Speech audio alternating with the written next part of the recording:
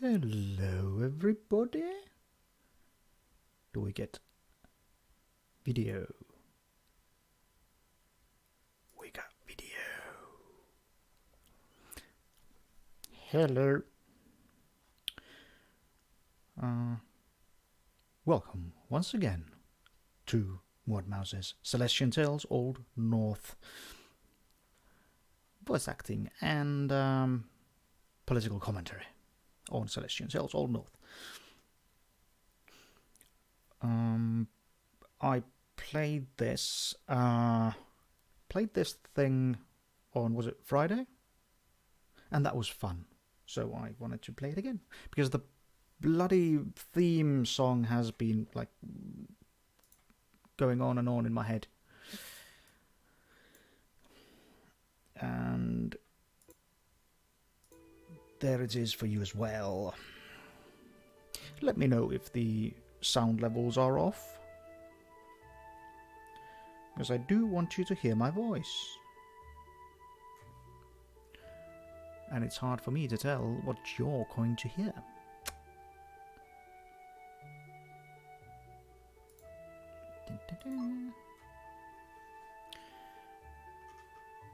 And that's all the mouse I'm gonna get.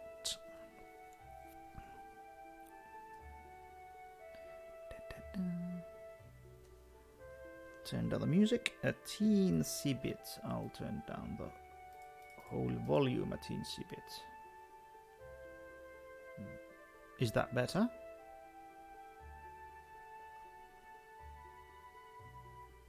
Hopefully it's better. We'll find out along the way.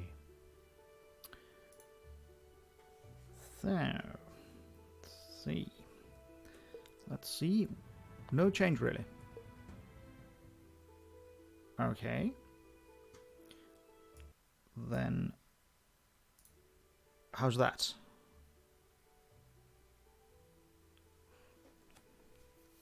So I adjust the the desktop audio, and then I also have a separate. Okay, that should work. Good. If my voice sort of gets buried under the music at some point, then let me know. So, we started playing with the lovely Isaac Golden Lake on Friday. Yes, let's load data. Oh, okay. Straight to the to a cutscene. What's going on here? Lord Levant has called for your presence at the audience chamber. You're expected to come there immediately, so don't dawdle, squires. No, that I really need to orient myself to this. Goodness gracious me. You're expected to come there immediately, so don't dawdle, squires. A character has joined the party. Party formation changed. Okay. That was mercifully short. I didn't expect for it to start that quickly. But yeah, I'm all alone in the party now, I believe. Or not. I have no idea. Does it really matter now, does it?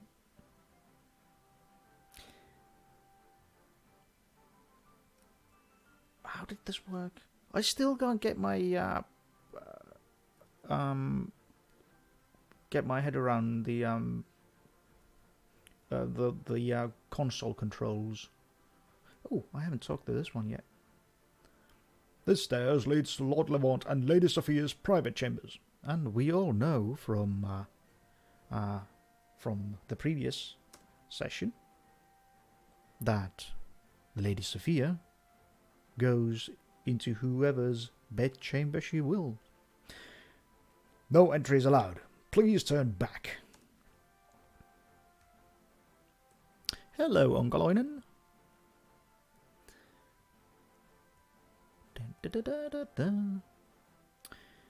Yeah. I'm not sure how long I'll be able to play today, because I had like seriously bad heartburn last night, and that's stuff that doesn't just go away. So it might affect my ability to. It might make me burpy, and that's not good for voice acting. Unless you're like into a really niche sort of ASMR. I imagine it's niche. I don't really know anything about ASMR, so who am I to say? And no kink shaming.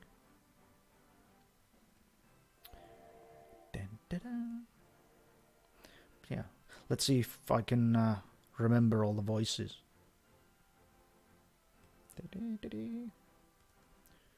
Let's see.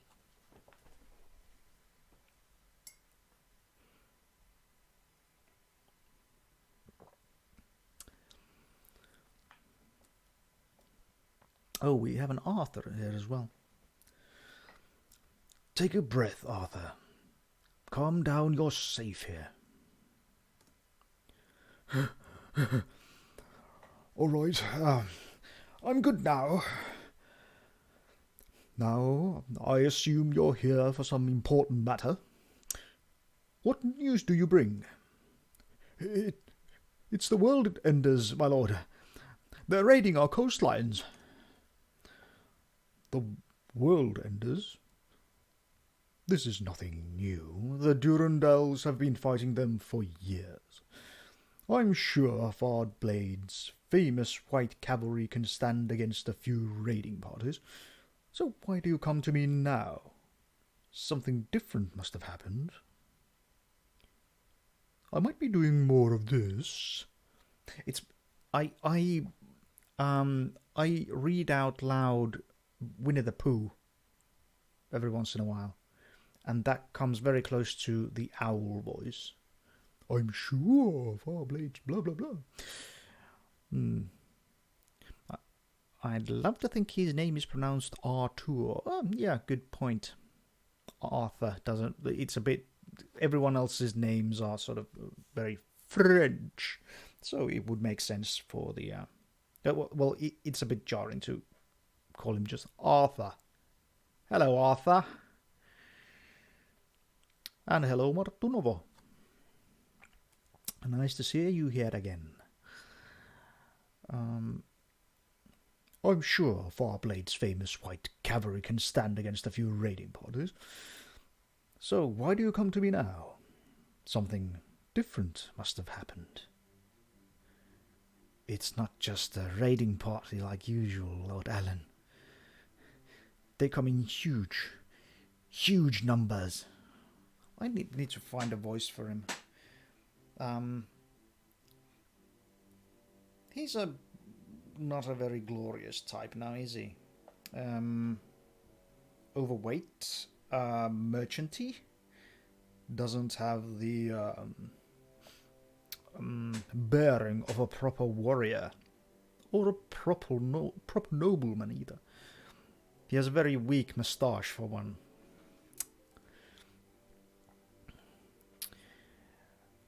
Yeah, it's like he's taped some of his hair on his upper lip. Or he's just a messy eater. Okay, so something a bit panicky.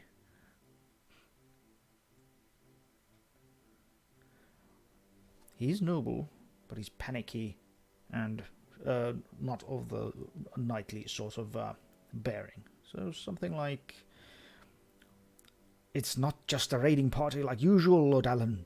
No, that... Where do I go? John Milius. That's where I need to go with this. John Milius. John Milius is the director of several movies. One of them is Conan the Barbarian. And I hadn't really been exposed to him as a person before I watched Conan the Barbarian with director's commentary. And John Milius is very overweight, so he sort of snorts.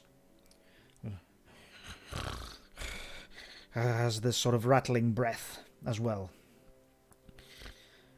It's not just a raiding party like usual, Lord Allen. They come in huge numbers. Well, I'm overweight. Why can't I do that, like, off the bat? Also, it sounds a bit too dirty, though, for this. Like, this Arthur isn't very appealing, but he's not a... doesn't sound like a sex offender or stereotypical sex offender, I think. It's not just a raiding party like usual, Lord Allen. They come in huge numbers. Dozens, no, hundreds of those giants from across the seas are landing upon our shores each day. What? Are they suddenly launching a full-scale invasion? This could be bad. Really bad. Those Enders are stronger than any human. The Durandals may be better equipped than those brutes, but with those numbers... Please, Lord Levant, send your army to the coasts. Seneschal Rossavale and Lady Bellens too have agreed to muster their forces. Oh yeah, the Vizier. If both the Iron Bear and the Lioness have joined, then the situation must really be dire. We'll need all the help we can get, my lord. Please, join us in battle. If you and the Guru are with us, we'll have all three sacred swords fighting together. Dear, will you go with them to battle? Levantine lies far from the coasts, and it'd be safe as is, but to not help them would be... I understand, dear. Very well. The army of Levant shall join the Durandals in this war. Really? Will you be leading the front lines, my lord? No, not me, Sir Arthur. I might be able to lead, but I wouldn't be the general you need. A story.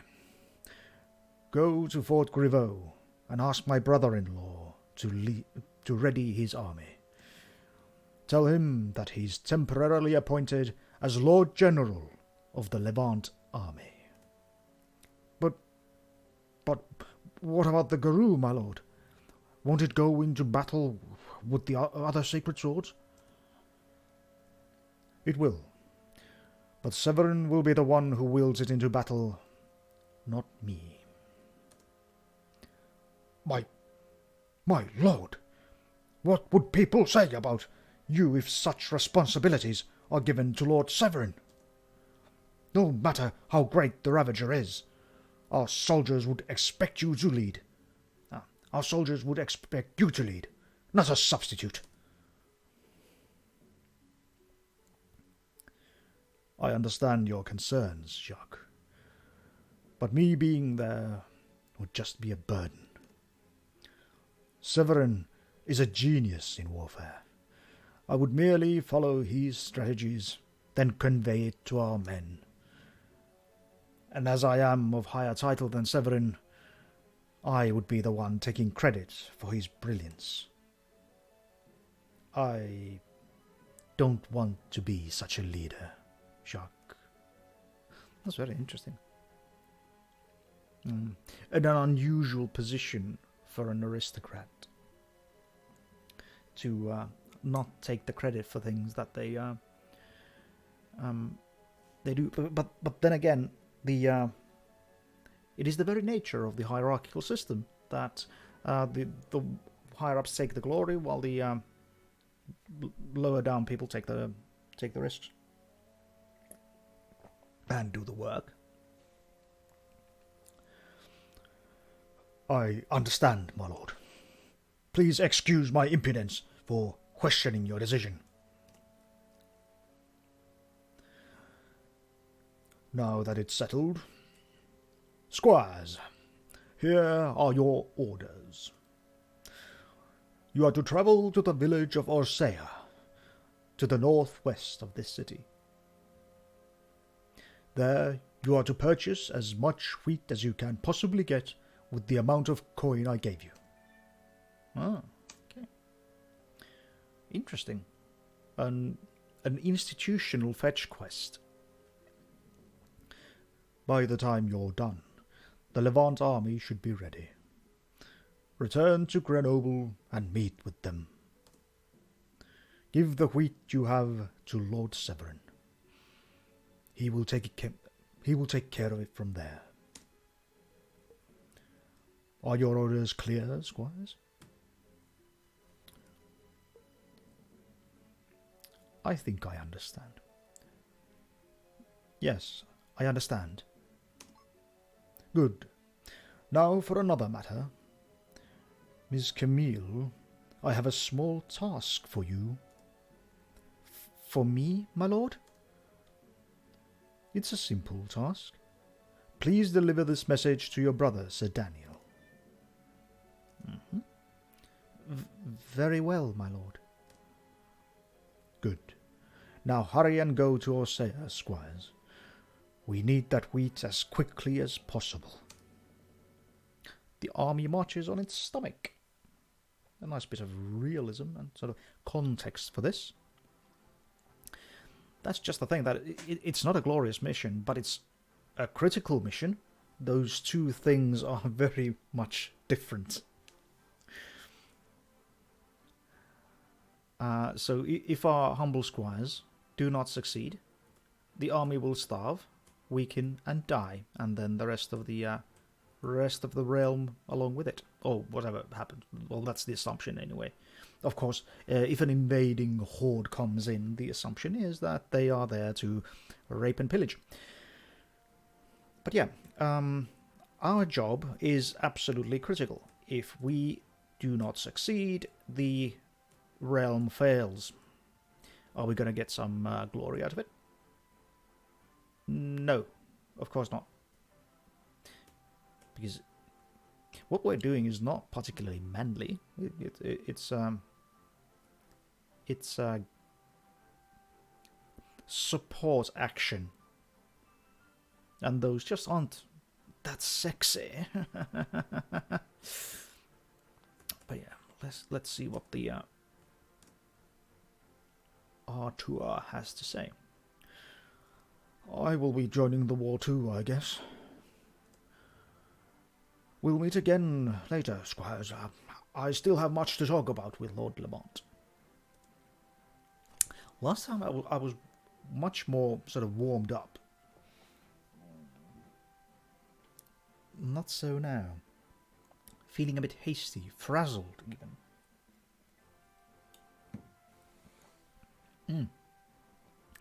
Also, this time, drinking a beverage that is even worse than the one.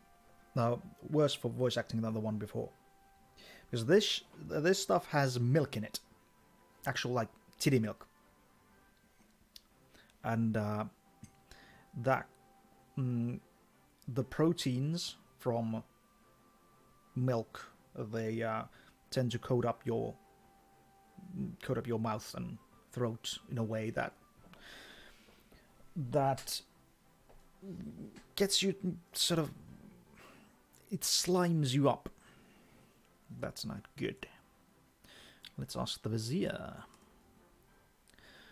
In order to reach Orsea, first you'll have to board a ship to the port of Grenoble. From there, walk northwest until you see a golden wheat field. That's the village's outskirts. The road might be dangerous in such perilous times. Be careful out there. Can't you give me some crystals, though? Hope you mean cow titty. Yeah, I do mean cow titty. I presume it is cow titty. That's what the carton said. I usually use oat milk, but a friend left a drop and, well,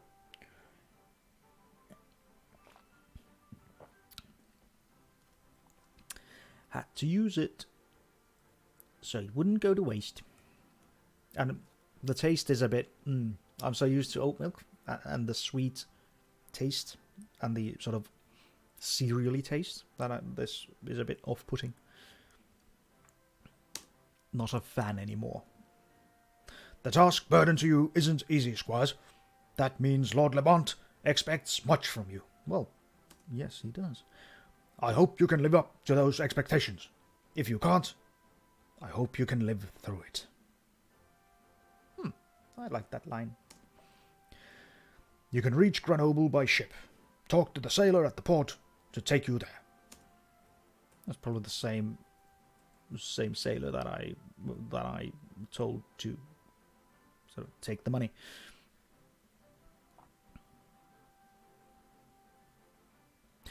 Yeah, Martin, and the results vary when it comes to this milk stuff. It could help in some instances, but do whatever feels best for you. It's worth sort of figuring out if it's a good idea. But yeah, let's check with the Lord. Why are you still here, squires? Instead of dawdling around in this castle, I'd prefer you make haste to Orsea. While you make your way, I shall muster the Levant army and prepare them for the war. Here I really should use while, as I usually do, actually. I usually, with the while and why and so on, where, I do use the wh, not w, because I'm archaic that way. But it's also, it's a nice way to differentiate between words. It's a very, very Saxon way of doing things. Hurry now. In war, time is always of the essence. Oh, but I'm gonna talk to the lady. It's a daunting task to join a war at such a young age. Please, put your own safety above all else. It may not sound knightly, I know. I'm not one after all. Still, I can't imagine the grief of not seeing you return, dear squires. She'd lose her harem.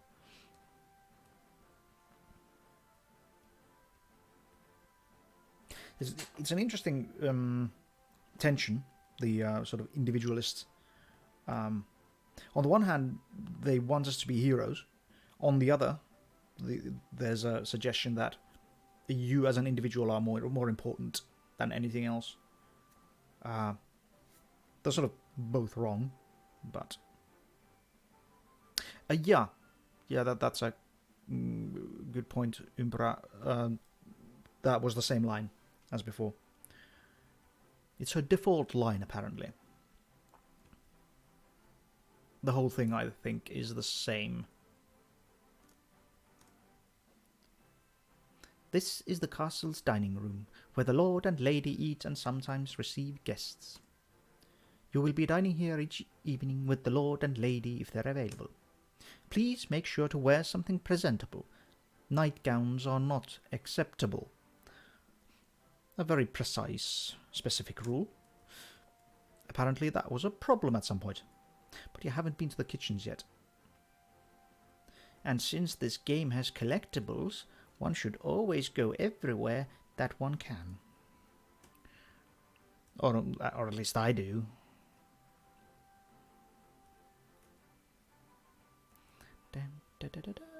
They're having a discussion. I heard there's a big war going on. Are we fighting the Celestians again? Those people murdered my parents when we fled Elenia, and I've had to live alone since 10. If you see them, kill some of them and send my regards, would you? Bloodthirsty, but not in any way unusual among refugees. Did old Margaret ramble about the 18 Years' War again? That's about the only war that matters to her. She did lose quite a lot back then, but it's time to let it go, don't you think? I'm not having the feel of the characters yet. She did lose quite a lot back then, but it's time to let it go, don't you think? Well, the trauma of war is a bit hard. There seems to be some sort of commentary buried into the dialogue. I'm gonna check the other folks as well. Horses are powerful beasts of burden, and so they're at the heart of any cavalry. However, the terrain of the realm makes them a huge logistical pain to transport around. I'm curious to see what the geography of the place is,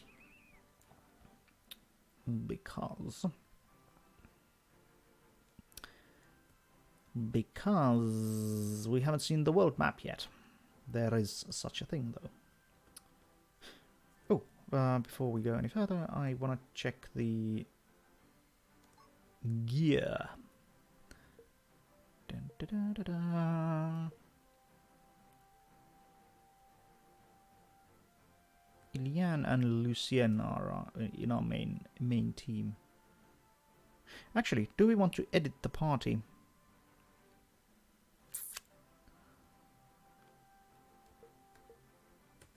Because we have other people here as well than Lucien and Ilian. I don't think they have any effect on the dialogue choices or anything of that sort.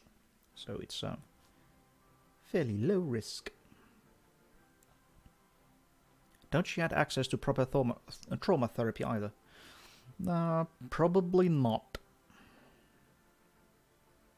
Actually, it would be interesting to see a study between trauma therapy and sort of holding a grudge.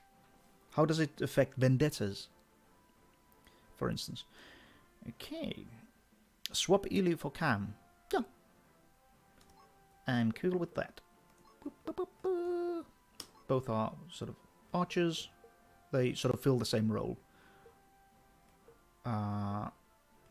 Camille is also a healer of a sorts. I think Ilian and Arya are the best healers, but Camille I think is a bit of a jack of all trades. What is it, a Jill of all trades? Sexist language is weird. Yeah,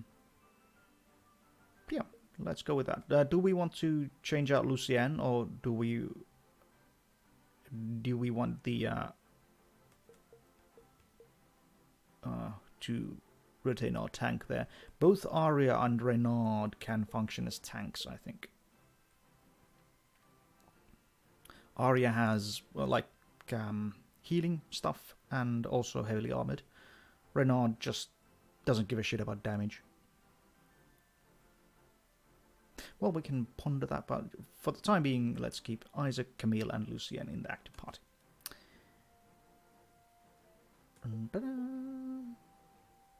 Actually, I want to check out what Camille can do.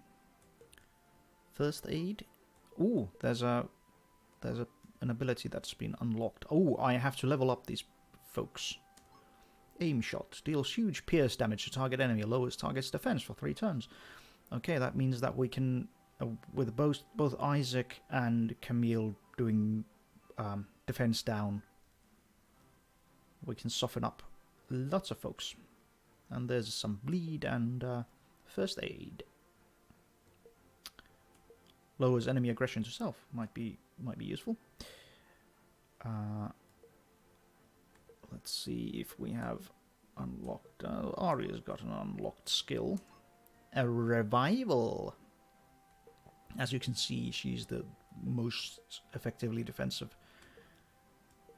And we learned to crouch. Lowers enemy aggression to Isaac. Next attack will deal critical damage.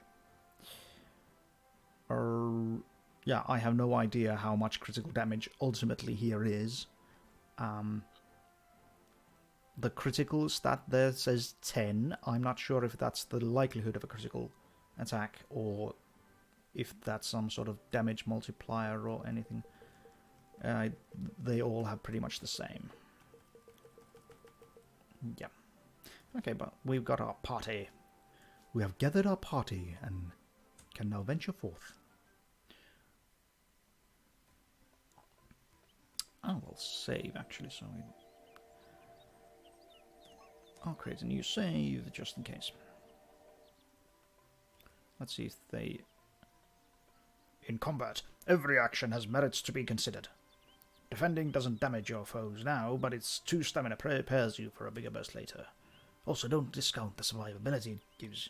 Doubling your defense is huge. Oh yeah, tried that one already. We chatted everyone up.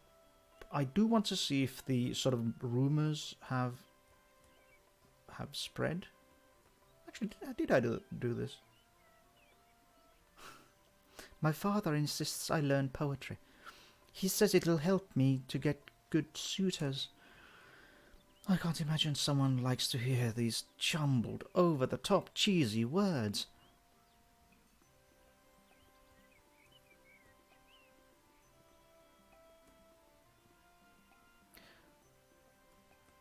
You still harassing her? What are you looking at?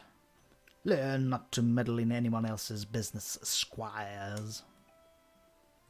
And apparently they do the same thing as always. The lower decks are still out of bounds, apparently. I'm guessing.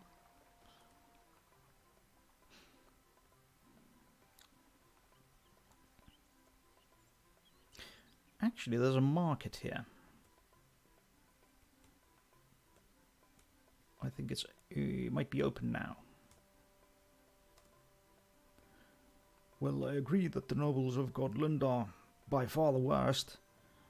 The city itself represents them clearly. 2 tiers for 2 classes. Pah! Did we do these? Love Isaac's passive-aggressive ... after every exchange. Lord Levant is generally seen as a benevolent and kind ruler. Mostly he just continues what good things the late Lord Levant left, though. If it's not broken, don't fix it. I guess that's how he's running this city. He does strike me as a very sort of bureaucratic leader. There's this sort of theory of leadership that you have sort of charismatic leaders who are like revolutionaries and so on. Who are very effective at getting people to activate and to implement change. But they're not very good at maintaining stability. But then the bureaucratic leaders are very good at maintaining stability, but they are really, really bad at change. And it tends to be that the sort of big change gets brought about by charismatic leaders, and then after that, charismatic leaders are always considered to be troublemakers. Well, of course, the first charismatic leader was considered to be a troublemaker by bureaucratic leaders as well. So, I think it was Max Weber. Haven't read the whole book actually, because it was more of a... I did buy it for a paper that I was writing for university, but I didn't. I'm not sure I finished it. It's a very big. It's a collection of works though.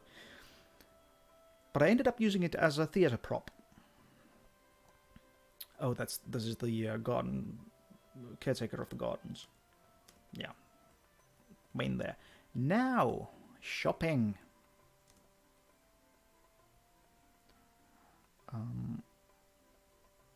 Welcome, Monarch Squires. Come and take a look at my wares. Okay. We could buy hauberks. We could sell stuff. The raw meat, mane, spider legs, fangs, so on and so forth. They can be used to upgrade stuff, I seem to remember. want to see what these do as small bonuses. It's sort of funny that we would be expected to equip our squires, including haughty-taughty nobility like Arya, with worn-out gauntlets, tattered belts, rusty bracelets, and aged necklaces. Okay, aged necklace is sort of, that could be considered an antique, but ooh, don't think. Okay, this might be that I'm confusing it with the game because I putted about a bit before I started streaming, before the first stream, so I could figure out if this is a good game for this thing. But yeah, I'll revisit the gardener if he's still around. But yeah, this is one of the game design things that sort of irks me. That when you have these sort of material tiers and quality tiers, and they start at something silly, like wooden breastplate. That's just not. It doesn't hold with the graphics and the aesthetics of the game. So, yeah, you can come up with better terms for these. Of course, that I've noticed that I did game design for a mobile game, and we had these discussions about with project management who have a lot of experience with especially console gaming, and they noted that that these are such fixed tropes that if they're not present, even in all their silliness, people don't know how to read the situation. I doubt that's actually true. I think that's simply something that that project management tells itself, and what marketing tells project management and higher ups and owners and other like executive staff, that don't change anything because we don't have data about where that would go, so that would be bad because uncertainty is not good for business.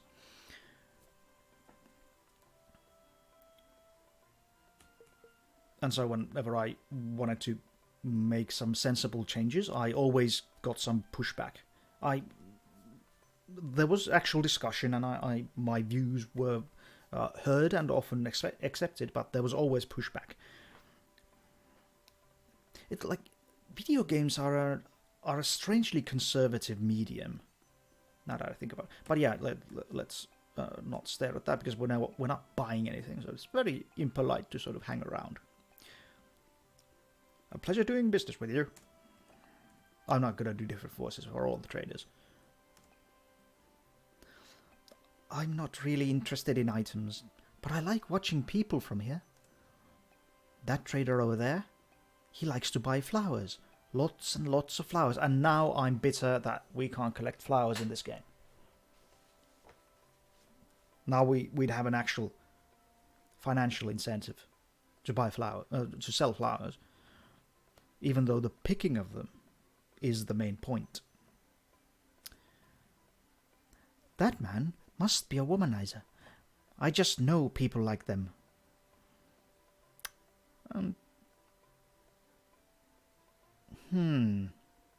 Telling by appearances, always risky. But then again, she might have actual experience. It seems that we sort of missed the gardener. Sorry. Ooh, this one's named Mikas. Ah, Lillepoika. Hi. And Raiders. Welcome to the channel and the stream. It's actually very fitting because there is a horde of brutes from faraway lands, foreign lands, invading the realm now. We just got word, and that there's a war brewing, or that, well, all the forces have been mobilized. And 3 sacred swords of the realm are coming together to defeat and vanquish the enemy. Now we're just sort of puttering about in the city before heading off to get some wheat for the army. There I did it again. Wheat. But this was on a noun, which is sort of... But then again, I just like the sound of it. Wheat. But here we have Mickers. This is sort of difficult to pin down. Okay, judging by the size of the ears, I'd say a child. Oh. You enjoy your food, Villaboigo. You've earned it. Had interesting discussions about mental health on Villaboigo's stream previously.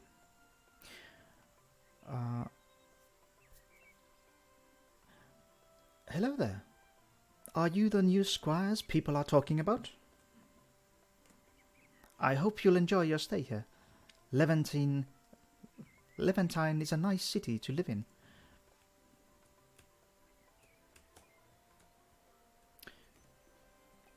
What? The price of garlic rises again? How much would I have to sell my cooking for at this rate?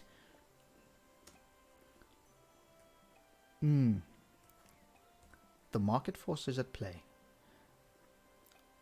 Consider how much the consumers have to pay for it. For food! The stuff that keeps you alive.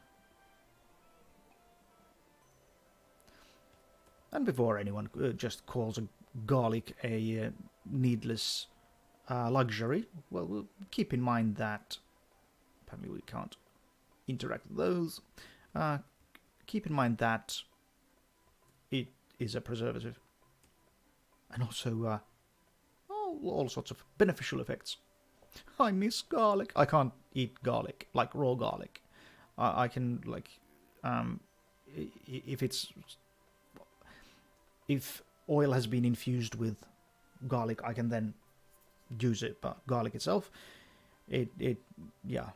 my gastrointestinal tract does not appreciate garlic anymore, which is a terrible condition because I love garlic. I love garlic. Okay. Townfolk. A small townfolk.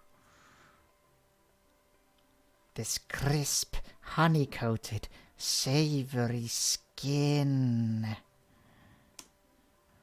This is definitely the best roasted pork in the realm. Obviously a cannibal. Long pig. Yeah, gonna avoid that one. But here we have equipment upgrade stuff, maybe. Ooh. I'm sorry, but we're not taking orders right now. We ran out of coal and can't heat the forge. Well, that sucks. You do live in the middle of a forest, though. So, please come back later. I will. No. Let's see this one. Come see my wares. I've got deals you won't believe. Fairy dust. That sounds interesting. Okay, this is loot stuff that's used.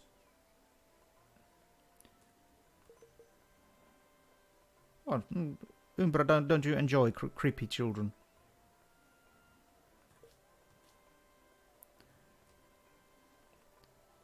Thank you for the visit. Please come again later.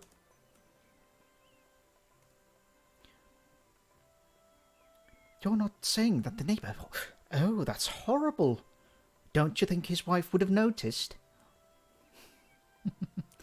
Okay, and she's blocking the entrance. But we do not have any need to actually deal with the traders. We will just chat with this one.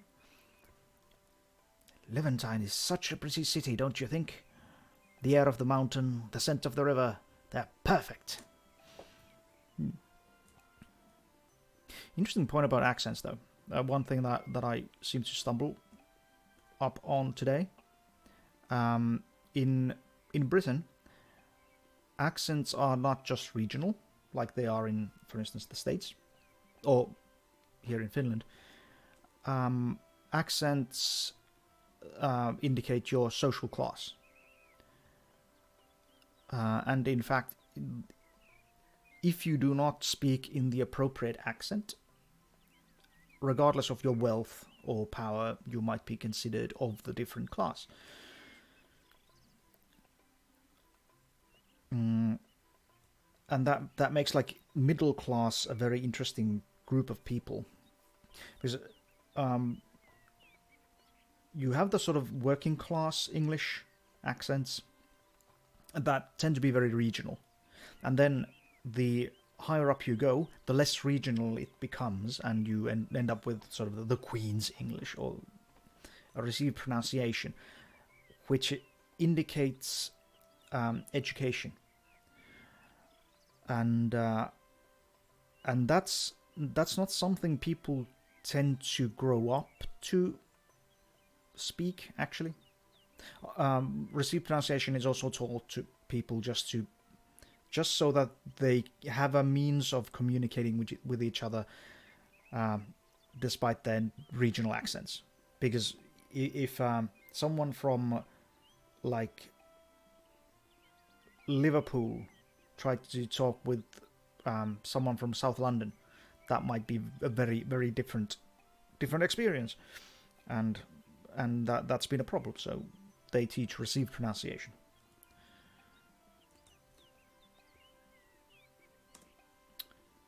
The current Lord Levant is quite the benevolent ruler. Law enforcements are strict, but not too much so, and the taxes aren't suffocating. You can't say the same about most of the nobles in the realm.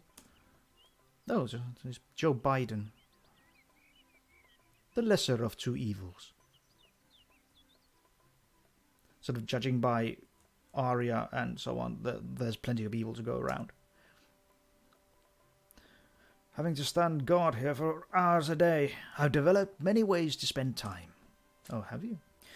Do you know that this side of the wall is made of 20,042 bricks? No, I didn't.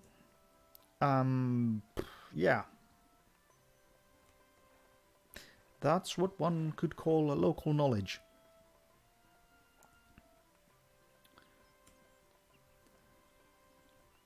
But yeah, the class indicator of accent is very interesting, because you can basically fake a higher social class by speaking differently. Phew. Moving all these goods may be simple, but it's hard work. But no time to complain. There's more to move. I'm getting my sort of erotic accents mixed up. I wanted to do sort of an Irish brogue, but it came out sort of Welsh. I'll be doing the Welsh for the villagers, so that sort of messes me up, because I'm not used to that sort of thing. Every ship who seeks passage into the Old North would need to go through Levantine. Here we check their goods and ensure nothing suspicious goes into or out of the realm. Yeah, let's save the game. Overwrite. Yeah. We'll survive. Just hang out. These ships sail the length of the Grand Flux. You can ride one to reach other port cities. Would you like to travel by boat? Actually, soonish. I want to check out the... Yeah.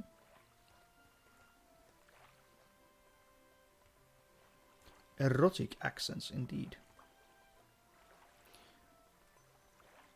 Yeah. Let's head out to...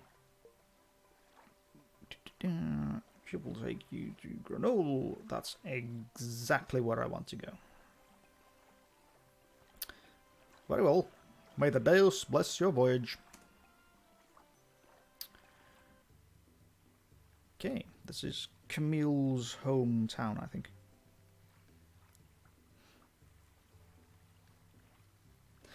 What a pleasant surprise, dear sister. Are you bringing some new friends to visit your hometown?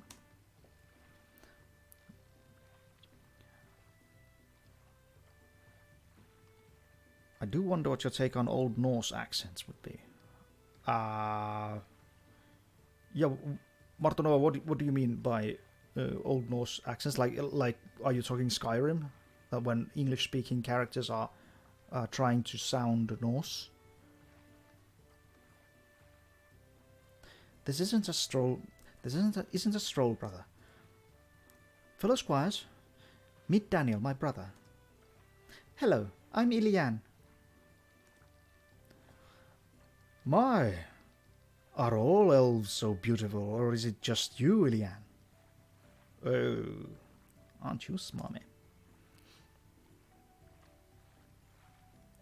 'Tis a pleasure to meet thee, Sir Daniel. I have heard many tales of thy prowess with the blade. I'm flattered that the fair lady Geraldine knows of me. What say you about visiting the Rhine Mansion sometime soon? Oh, now he's thirsty. Maybe then I can show you my skills with the longsword.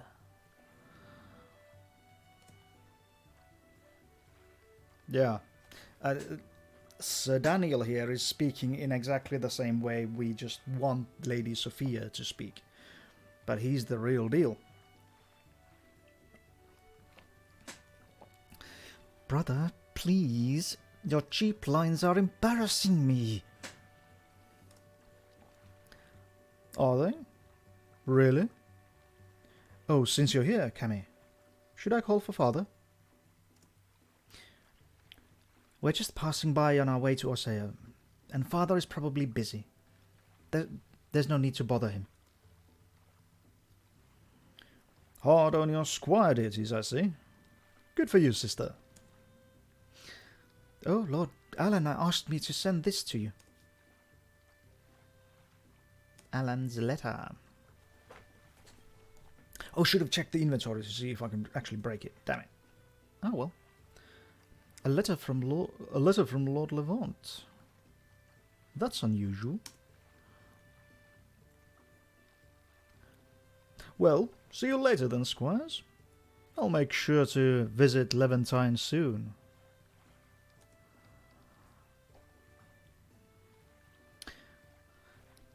Let's go.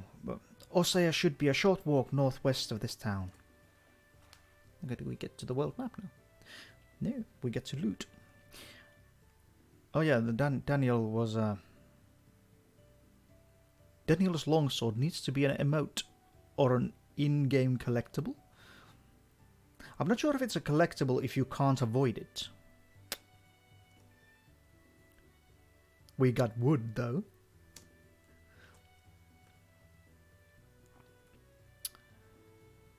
That sailor will probably take us back to Levantine if we want.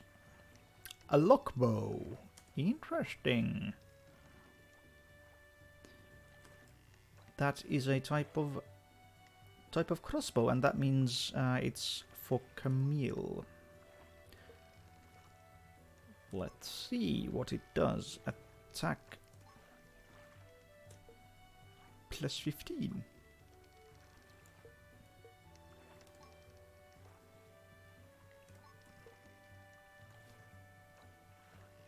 Oh, okay, it's basically the same as a crossbow, but has a 15% chance to remove buffs from target enemy, which is nice.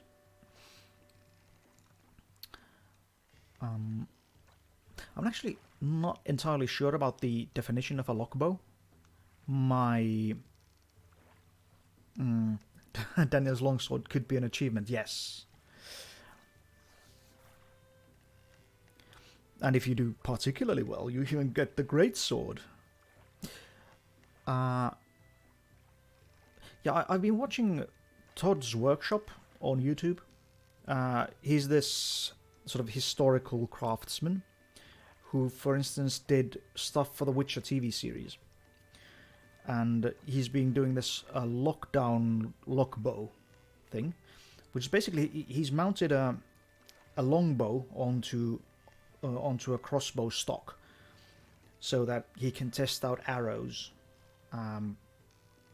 arrows on armor and so on and so forth during the Corona pandemic.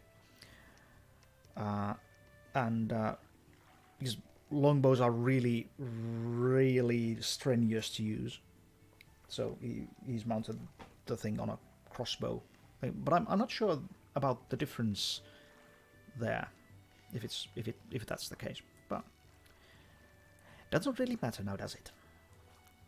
We're just happy that we have a luckbow. Also, it sounds a lot more technical than a crossbow. Welcome to Grenoble, the center of trade of the realm. We are currently in the port area of the city. This street leads to the residential area. One would think that there are sort of regional accents for these places, but I'm not gonna do that like by default. Maybe if I sort of figure out an accent for places, then I'll use it. Also, thing that sort of struck me is that this guard here has the same uniform as the guards in Levantine. So they're probably some sort of like similar to legionnaires. So it's a centralized army, not local forces. So who knows? Oh, can we please not go there? My father must be busy. I don't want to bother him. Very convincing. As you wish, Camille. Thank you. Way too relieved. Well.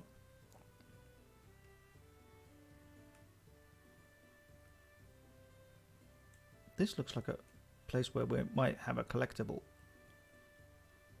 Nope.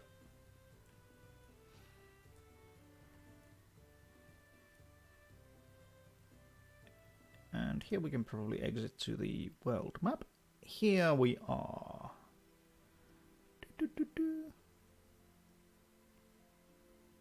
Oh, actually, let's check out the. We have a logbook, and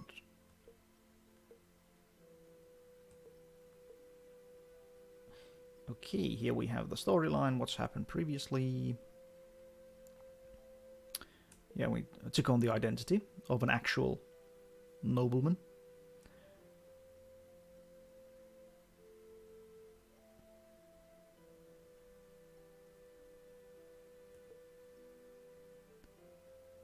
Okay. Okay, interesting. This seems to be at least somewhat individualized by protagonist. Yeah, murdered him in cold blood. Yeah. Yes, he did that thing. He was a bit upset about the fact that his mother had just died, and she died only because the clergy would not. The clergy had resources to save her, but they wouldn't because she's not a noble. So when leaving the dying village, like not literally dying village, but sort of a waning village, he ran into a noble who's very, very demanding.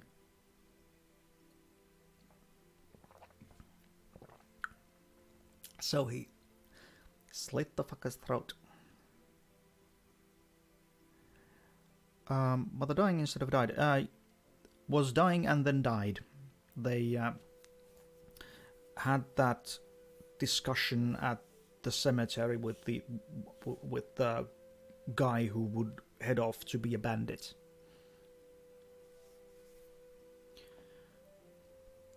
I think I'll read through these now to sort of warm up. Yeah, she died between scenes. Or, well, the first scene faded and that indicated her death, I think. Prologue. The Imposter. Well, that was unexpected. I'm not sure which surprised me more, that I'm now living in Levantine Castle as a squire, on my way to knighthood, or that I have killed someone for this privilege.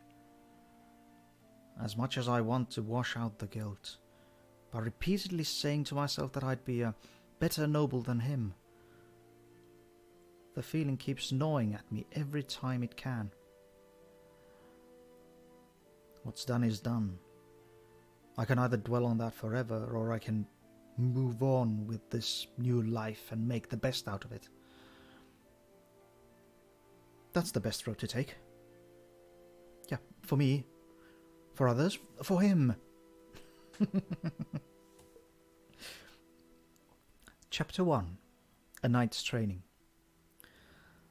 The Lord's speech was all but in my ears. My eyes kept glancing sidewards at the other 5 squires, checking whether I look out of place and whether I can size them up to see who can be my closest ally. So far the only other boy looked the least sharp, so maybe I'll start with him. Yeah, but got rebuffed there though. Renan basically told us to get out of my room. Miles away from the village that was my home, after killing a boy and taking his identity to sneak into Levantine Castle as a fake noble, here I am, finding myself shoveling dung out of a stable. Not complaining though. If it was something that involves reading, I'd be dead by now.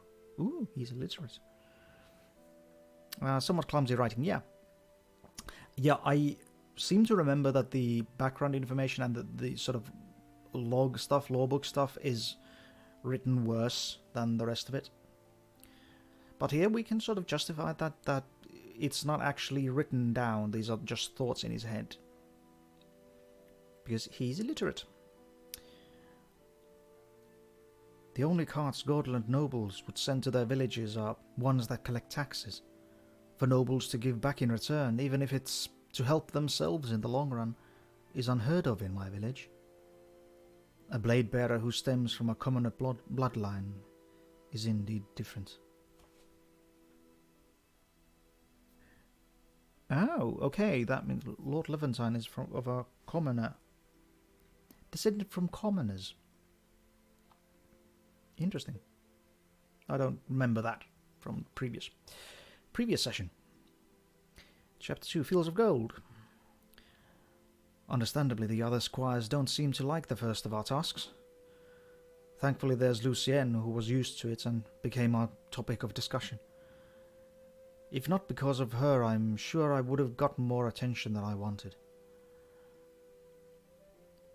War. Now this is something I can do. Not that I've been in one, but anything practical isn't impossible to learn on the fly. I should start by learning how to stay away from the front lines. It's a weird war, though. I've never heard of a blade bearer lending his sacred sword and the command of his army to another person entirely. Our task is to go to Osea by riding a ship from Levantine to Grenoble, then walking west from there and purchase as much wheat as we can with the money Lord Levant gave us. If we're in Gotland, that village will have their wheat taken without any kind of payment. I guess this is why Lord Levant is popular. Even I might have been content living under his rule. Treacherous, that. Yeah, he's a good guy. He doesn't oppress us as much as the neighbor does. But yeah, lore. I want main characters. Nope, not specifically a main character. Alain Levant. Count Alain Levant is one of the 3 blade bearers of the Old North, the rightful lord of Levantine and wielder of the sacred sword Garou. He's brother-in-law to Severin Leroux through the marriage of his sister Nina Levant. Under his rule of 14 years, the fleet of Levantine has grown nearly twice its size, and their trade networks are far-reaching to the nations of the Outer Realms. He introduced a lenient approach in levying taxes and allowing foreign goods into the Old North, which made him unpopular among Godland nobles. Doesn't say anything about the background of the guy. Lady Sophia of the Levant. Now her we know. Lady Sophia Levant was born in House Aramis, rulers of the Emerald Woods. When she reached adulthood, her beauty was already renowned in the entire realm, and soon nobles from all over the Old North vied for her hand in marriage. As the only blade bearer in the competition, however, Alan Levant was a clear winner. In her 20 years of married life, Lady Sophie has only been pregnant once, which ended in a miscarriage. For her inability to produce an heir for House Levant, even past her prime age, other nobles silently mock her with the brand Sophia the Baron. Must be older than she looks then. Yeah, could be. The art is sort of ambiguous in that. There's no like grey hairs or anything, but why should there be? And she wears that hood thing as well. And they don't really state what her prime age is. The average age at which women have been having children has been going up for a good long while. And also these are like evil tongues wagging. But then again, if she is actually barren, then might explain why she's going around hanging with the in the squire's bedchambers, making the most of a bad situation. But of course it's the woman's fault that there aren't heirs. Of course it is. Arthur Durandal.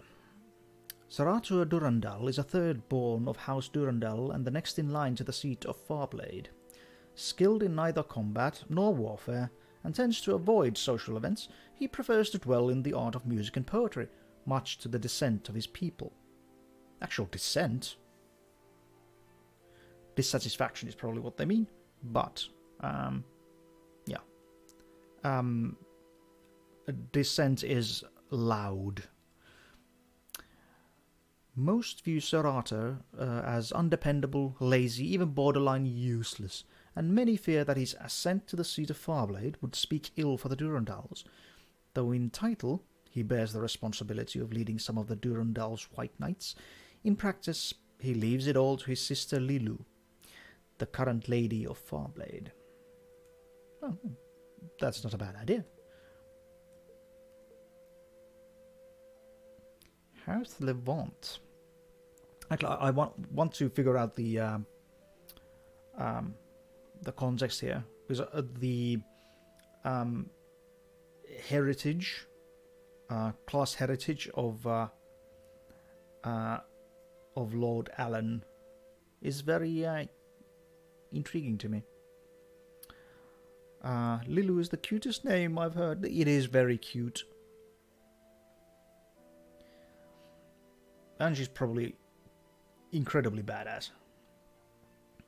House Levant. Originally a family of wealthy traders, the name Levant rose to prominence when its first head, Blaise Levant, managed to strike a deal with the Sylphs to let ships pass through their cavern and into the Old North.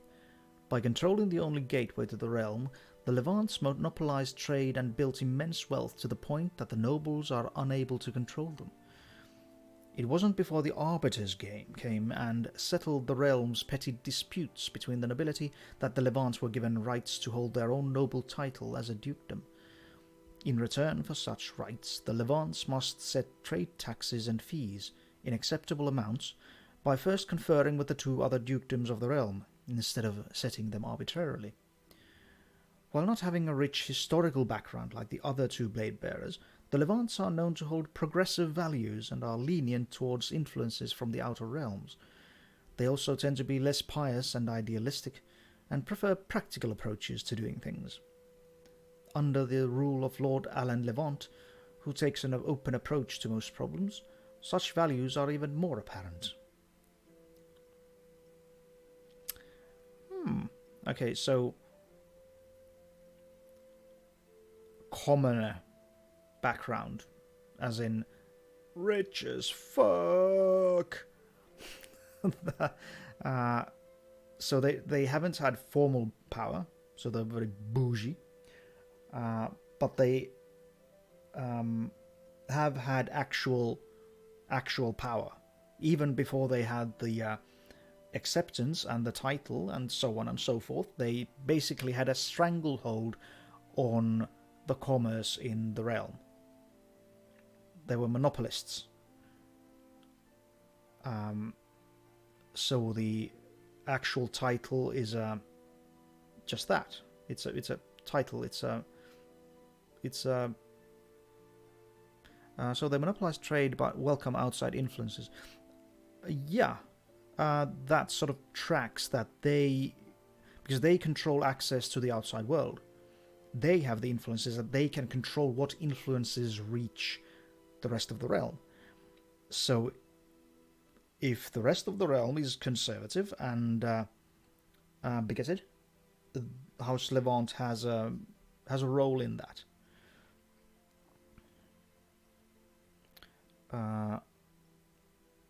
Actually, the conservatism of like House Geraldine or whatever might be precisely due to this derision toward House Levant, and because House Levant is seen as progressive, then you don't want to be progressive, so you end up being ultra conservative. Exactly what's happened in the States. Well, not exactly, but close enough.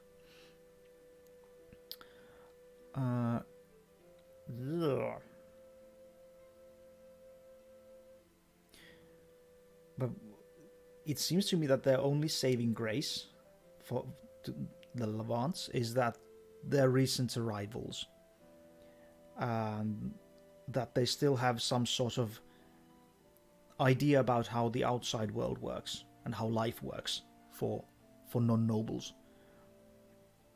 And also that they were sort of enterprising merchants. That gives them an understanding of how to appease the masses, because they've seen that they've been oppressed themselves by the existing hierarchy, and then they know that it rubs you the wrong way. So they know that it's better to do a bit of social democracy there among the masses, send them some dung so they give us food. Because it's just more efficient that way. And efficiency, of course, in terms of like investment to profit, is what runs the world in a capitalist mentality.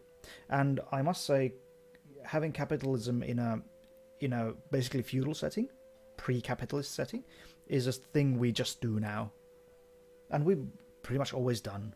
Even Tolkien did it, and it's almost a necessity now, because we have such a poor understanding of any other system, economic system, that we have to put everything in terms of capitalism, just so that people can understand. For instance, how many of you understand how the world of Star Trek works? Like the Federation, specifically Earth. They don't have money. It's basically a luxury communism, in many ways. But explaining that is just too difficult for a TV series. And also really, really bloody risky. It's a small miracle that that Roddenberry got away with a moneyless society. But yeah, I've been babbling on and on and on. Let's see. House Golden Lake. There's a lot of background information here.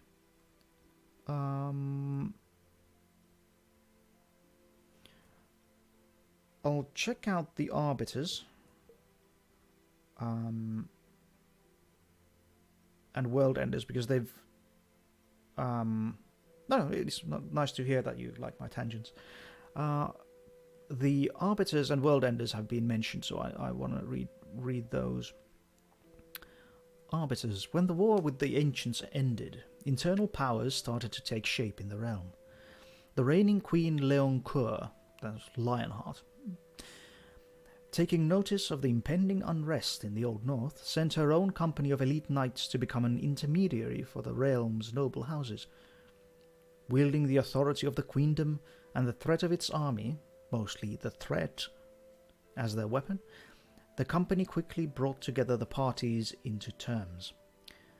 Through many summits and discussions with the other noble houses, they established the Old North's basic structure of governance, which is for the realm to be ruled by 3 blade bearers. The Arbiters are not a noble house, but an order separate from any nobility. Members of the order give up their noble names and all rights that come with nobility, and are sworn not to meddle in matters of governance. The order is led by a seneschal, who is formally regarded as the realm's highest authority. Oh, good grief.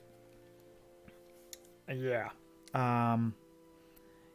Yeah, well and dandy. They arbitrated between the noble houses to see how the power structure can be solidified. And then we get this taking the black thing here, that the Arbiters are separate. They're nobles, yeah, but... and by this text, it's nobles only.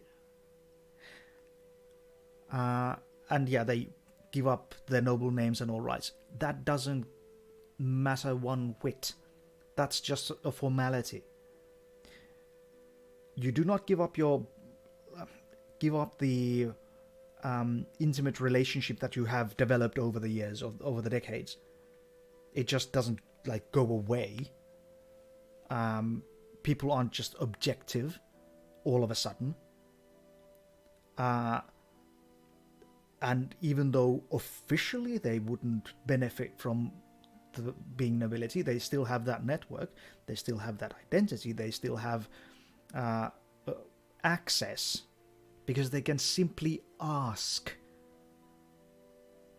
They do not lose their nobility. They just lose a formal right to demand things, but they do not in any way give up the actual power of the network and the relationship. So they're basically hiding behind this veneer of, oh, this is a separate order. And their job is basically to maintain the system. And the system they're maintaining is one that revolves around the stability of the aristocracy.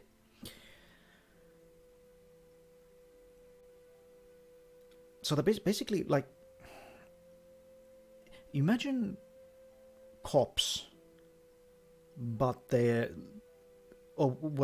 military police, but they only allow people who have never worked a day in their lives. So they do not in any way identify with commoners. They see them as scum of the earth, and someone to be trod on, or at best you send them a pile of shit in return for food. I so hate these motherfuckers. But the World Enders, let's see who these are. More than 15 years ago, a longboat landed on the shores of World's End. Oh, so the Vikings. What came from it was a company of giants, their skin a shade of grey and blue and drawn with various symbols. So they're different coloured as well. Armed with crude weaponries and great strength, they wrecked and pillaged nearby villages. The White Knights of Durandal has since bolstered the shore's defences and has let no more enders through. Many attempts have been made to understand these creatures, but efforts to communicate with them always ended badly. Scholars speculate that getting captured by enemies is viewed as humiliation, and they'd rather die instead.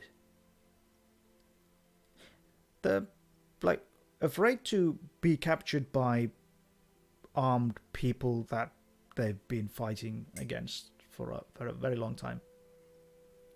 There's a surprise.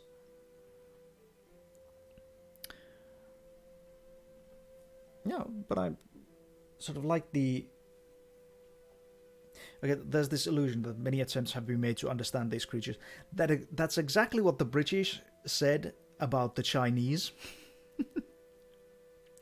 that the Chinese and Japanese and Orientals are inscrutable, and the way they communicated with the Chinese emperor was by demanding tribute.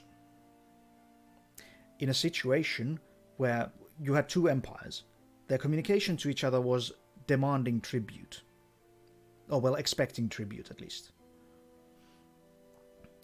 So they simply couldn't communicate with each other in any meaningful way, because both simply presumed superiority. And both had a very, very clear sense of cultural superiority anyway. So yeah, we'll see where this goes. One thing I want to check out, main characters, because Reed has a separate entry here, which is our birth name. Reed is the only son of a common woman from the village of Pass. Left by his father when he was still a child, Reed and his mother had to survive by themselves, farming and gathering what little they can in the Great Plains. Soon after his mother died of fatigue, Reed went out of the village to join the bandits of Whistling Woods. However, a chance encounter with Isaac Goldenlake on the way changed his life route considerably. Now posing as the Isaac Goldenlake whom he killed, Reed aims to become a fair and just knight, to escape poverty and perhaps help others who were in his place. As Reed pays steep prices to protect his identity, the line between a greater good and mere selfishness continues to blur. Okay, let's see what they say about Isaac Goldenlake. Master Isaac Goldenlake. Isaac Goldenlake is a third born to Baron Pascal Goldenlake. Though of noble birth, Isaac spent most of his childhood doing heavy work with the commoners to help out his troubled family. When House Goldenlake crumbled in debt, his siblings deceased, and his father sick, Isaac was sent to squire under the Levants in hopes that the last of the clan can begin anew and perhaps someday revive the Golden Lakes. Having spent a lot of time with those of lower birth, Isaac tends to side with them instead of the nobility he's a part of. He holds deep resentment against nobles who are practically loan sharks and blames them for what happened to his house. Okay, interesting. This is sort of the public bit. This is what I got to read when I was playing with Arya, I think. So this is the impression that the other main characters have of Isaac, and Reed is the real deal. Surprisingly informative to listen to someone analysing politics of a fictional world. That's actually the greatest value of fictional worlds. Real-world politics gets bogged down and confused by the constant bombardment of information. We are, for instance, take capitalism. Capitalism is a structure that dominates every single part of our lives, to the extent that we have trouble trouble imagining anything else. And that is because we cannot see the forest for the trees, so to speak. We can't see what the actual structures are, because we are so tangled up in supermarkets and advertising and so on and so forth.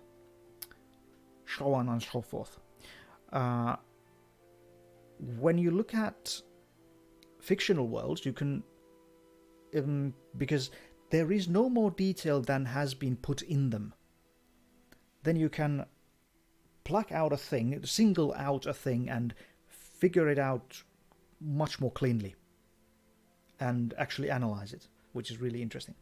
That's why I like world building. That's why I like reading background information, to see what the assumptions of the world are, because they vary very, very much.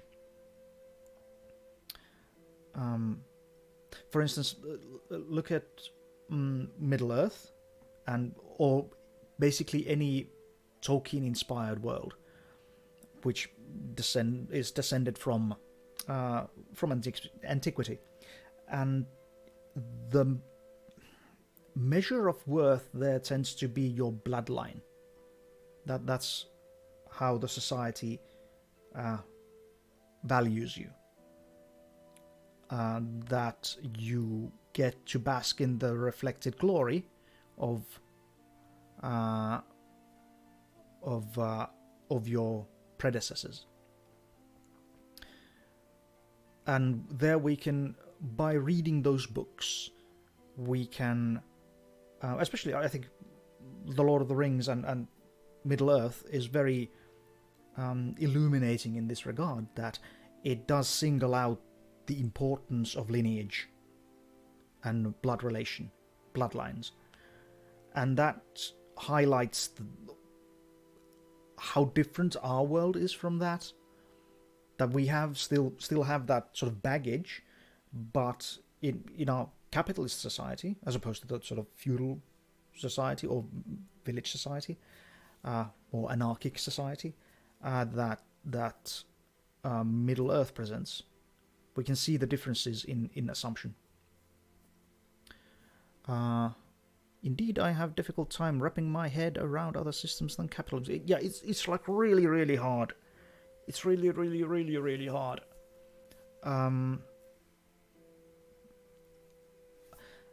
There's the 20th century wasn't good for political discourse.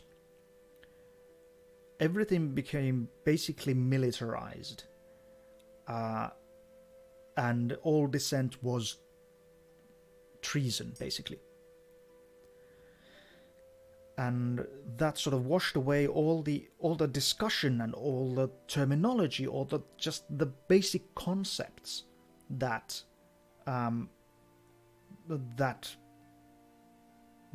communism, socialism, anarchism revolve around. And they're just now making a comeback after 100 years. That's a lot of generations. The best I've seen so far, or heard so far, is looking at the smaller picture. Your functional family is a communist entity.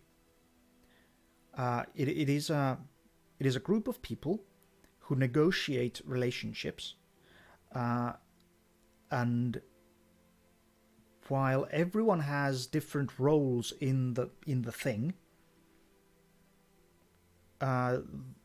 it still remains a sort of a unit. It still supports itself. It works on mutual aid. In a healthy family, there is no sense of exchange of favors. That what you do is a gift to the collective, so that the collective can be good and you can benefit from the collective. And that's sort of the idea. And it's something that we do actually live in, and we have experience in. but it's been compartmentalized and it's been separated, alienated from society at large. That we couldn't implement this this basic building block of human interaction on a larger scale, which is nonsense. Because the larger scale, the capitalist idea, is artificial. It's a recent arrival. It's not been around for more than a few hundred years. And we have actual proof in our everyday lives that this sort of communist collective can actually work, because you wouldn't survive long enough to be of benefit to capitalism if the communist collective did not work. Because when you're stressed out by work, by study, by life, by social media, whatever it is that sort of fucks you over, causes friction in your life, who is it? Who do you turn to? You do not turn to as a first recourse. You do not turn to a paid service. You do not turn to a stranger who you give money to and then expect things to go better. No, what you do in the first instance is talk to your friends, talk to your family. Because you know that in this there is trust, there is help, that you do not have to pay someone in advance, or that there would be some assumption of payment. That you can just be yourself and they can be themselves and everyone benefits. Because that is this mutual aid, this mutual benefit dynamic is the reason you're friends in the first place. With families it's a bit more complicated because the situation sort of forces you to forge in this collective. But there it's shared experience, shared trauma that binds you together, and you've learned to deal with these people. You may not like them even. That's not the issue. But you know what sort of... If you don't like them, at least you know what sort of assholes they are. And that's the thing, that we don't... In order to perform mutual aid, we don't actually have to like each other. We can disagree, we can even hate each other. But still, we can rely on each other. But yeah, that's that rant. I'm out of tea, and I've been streaming for 1.5 hours. I think I'll take a short break, and we'll go back to the world map. About 10 minutes, back in about 35 past. And then we'll see what sort of mutual aid we can render each other.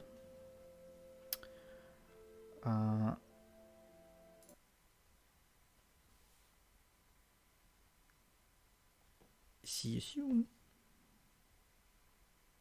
I'll leave you with the lovely music.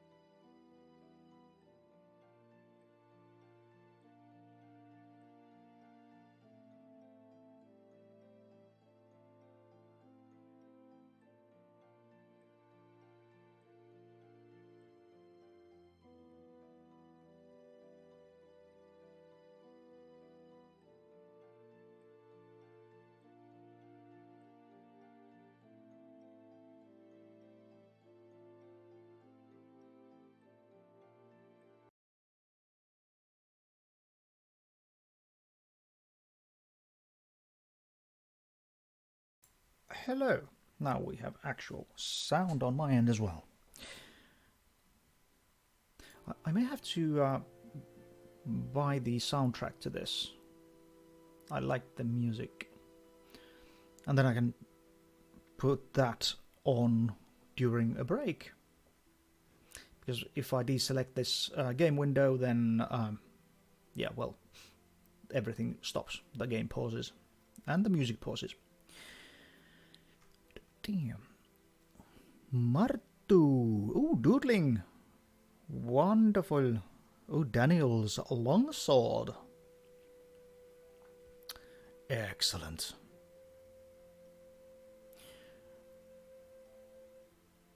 At some point, we'll need some fan art of Isaac.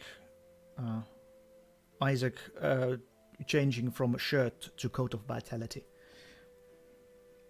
And specifically, since he's now only wearing a coat and no shirt, there is lots of artistic license there.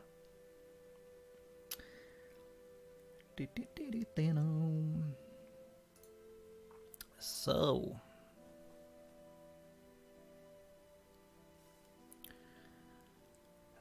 let us see.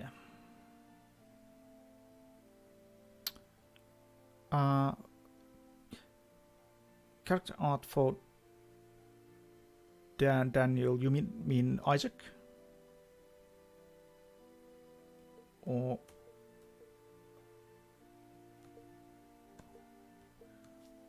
yes, I can put in the character art.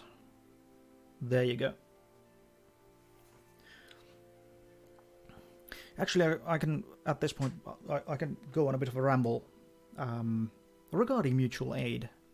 Because when I was in the loo, and as we all know, the porcelain throne is the place to have wonderful ideas. It occurred to me, once again, this isn't like a new observation or anything, that adventuring parties are another, like, a communist collective, really. It's about having a group that shares resources and helps each other, that everyone gives what they can, so that everyone can get what they need. And the roles within the group are negotiated. There is no outside authority that can actually tell them that, yeah, you're gonna do it like this. No, what we want from an adventuring party is this independence and freedom to work as they see fit. Because in our daily lives, we don't really see that very much outside of the family, which is, again, something that is so common to us that we simply don't see it.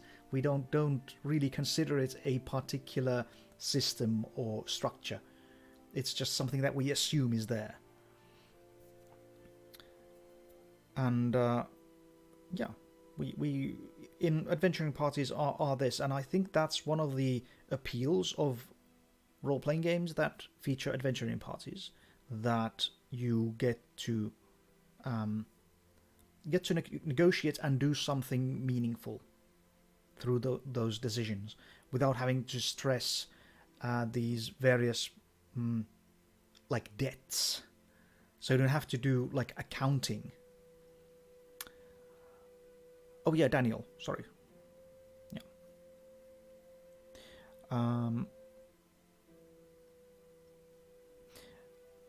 Yeah. Thanks, Umbra, for making that clip. Where was I? Yeah. The adventuring group is a group that does meaningful things in a world by figuring it out for themselves, and then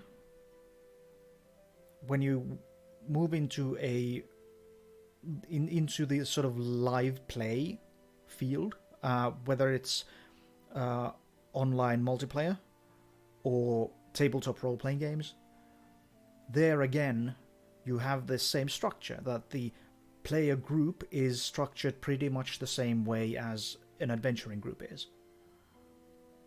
If there's like a game master, for instance, the game master doesn't have any more power than is explicitly handed to the game master, because it is considered, for instance, in Dungeons and Dragons, that we need a game master to run certain elements of the world, and because it is to our mutual benefit, then to the benefit of the group and of the game, to give it to a person, to give them this temporary power, then ding, there it is. And if the game master abuses that power, it can be taken away at any point. So, like, anarchism isn't the abolition of hierarchy or roles. Anarchism is the negotiation of roles to make sure that they are all the hierarchies and structures are just.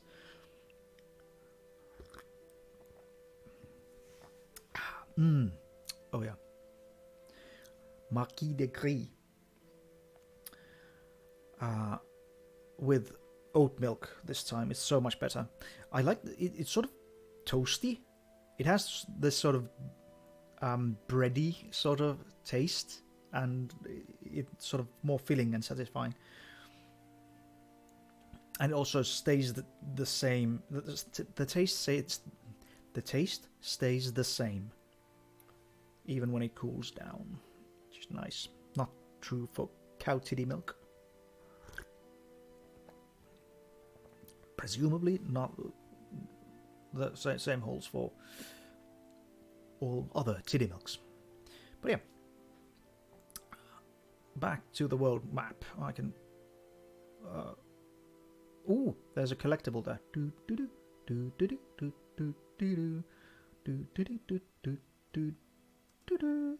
Ornamental sugar.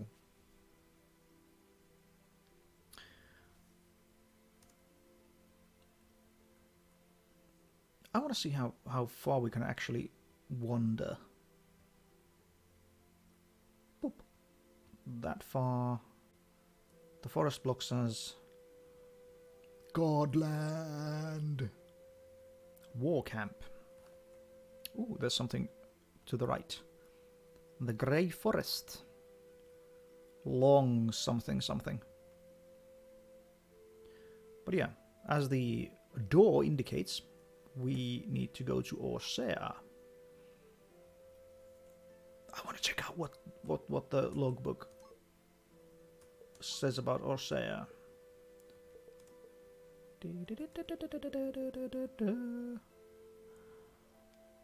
Most wheat-growing villages are located on the Great Plains, but the high taxes imposed by Godland hamper their potential to grow any further than having a few patches of land. Not keen to either purchase wheat from Godland nor import them from the Outer Realms, both for a hefty price, Levantine made a wheat-growing village for its own. Taxed much less than their fellow villages and given much aid to their growth. In a few years, Orsea turned from a mere tiny village to the largest producer of wheat in the realm. Such was the excess of their produce that even Godland has become its regular purchaser. Its success and prosperity drew much envy not only from the nobles of Godland, but even more so from less fortunate commoners. However, as Orsea is under LaRue territory, few ever attempted to raid its lucrative granaries.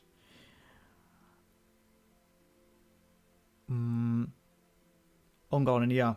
Interesting to how the helping and sharing without debt way of TTRPG Adventure Party has rooted so deep that it was hard to remember debts in Urban Shadows, which is a system built upon debts.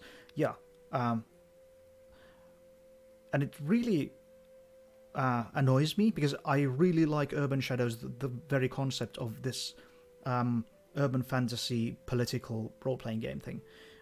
But every interaction there is sort of assumed to contain a debt. If you want a sort of because that's how American politics works. and well, politics in many, many places works that way. They see it as a sort of a game. If you want to see an example of this sort of debt economy, I recommend watching The Wire. That's very interesting. That's very, very interesting to see, because it all comes down to corruption. Because debts in power relations are corruption, basically. Also, a wonderful series in any event. But yeah, Village of Osei. Here I want to... something jumped up at me. The taxes. There are taxes and there are taxes. Of course, in a moneyless society, taxes wouldn't be necessary in the same way. But we don't live in that utopia, so we have to contend with taxes. Godland taxes in order to maintain the ruling class. It at no point returns to the commoner. The only benefit that the commoner gets out of paying taxes is that they don't get wasted. And if in a more just society, the taxes, for instance, in a Finnish social democracy, we assume that taxes go toward benefiting to the common good, that it doesn't go to any particular individuals. Of course, this has been undermined by giving huge sums of money on a regular basis for decades to private companies that basically just suck off the public teat without really giving anything in return.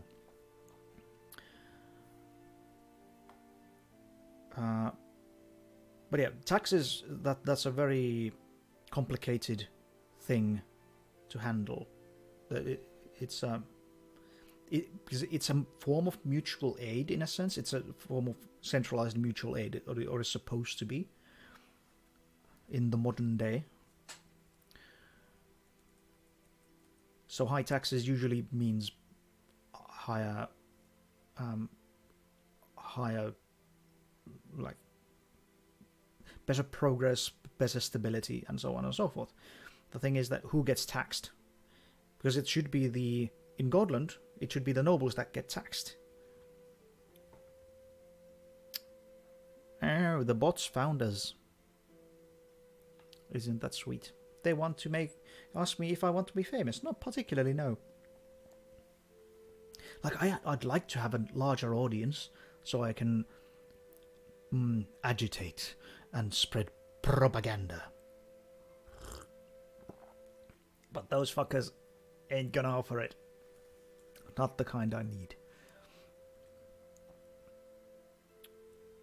Okay, there's lots of other background stuff as well, but we'll leave that for now. We now know about Orsea, and I'm content. Let's see. Ooh, okay. This is an interesting thing that they did.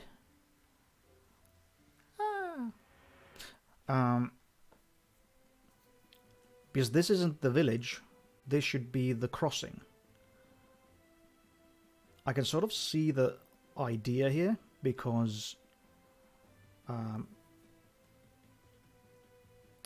for instance, in games like Final Fantasy and other JRPGs, it's you move on the world map and then you get random encounters, or like out of the blue.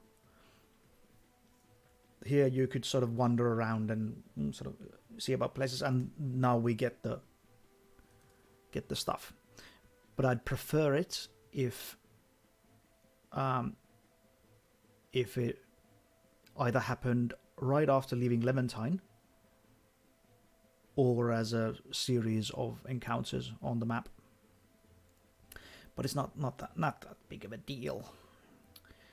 Okay. I want to make him bleed. Sharp and bold. Straight at the central wolf. They got boobies on their legs. Or just, they're very fashionable. Have this sort of... It reminds me of like 80s. Those sort of sweatbands. Check out any aerobics video from the era and you see what I mean. But yeah, battlefield tyranny for Lucien, as we found, was to our benefit. Not gonna crouch yet.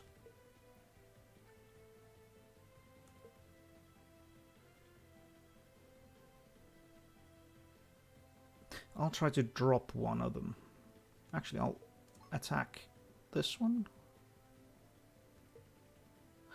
Oh, it didn't.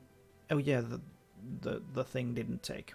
In that case, actually, I will shatter this one.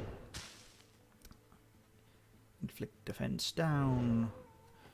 Now they bite.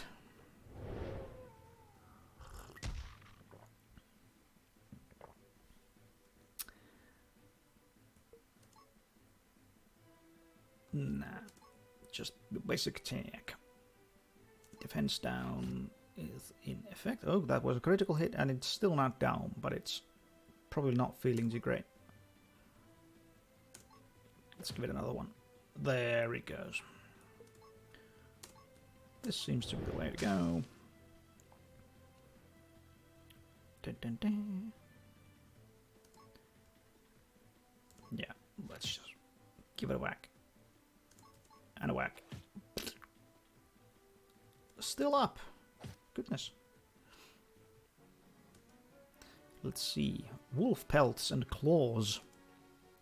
I can't wait to actually get to do something with those. I'll save here, just in case I mess things up. Because I've been known to do that sometimes. Let's see if we can get any collectibles or similar stuff here.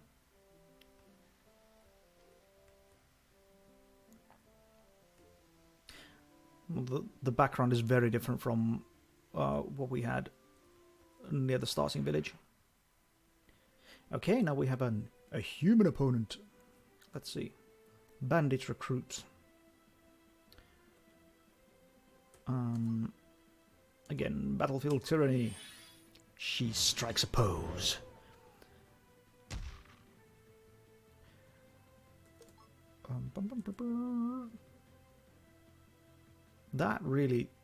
That takes 5 stamina. Okay, huge pierce damage is nice, but still. I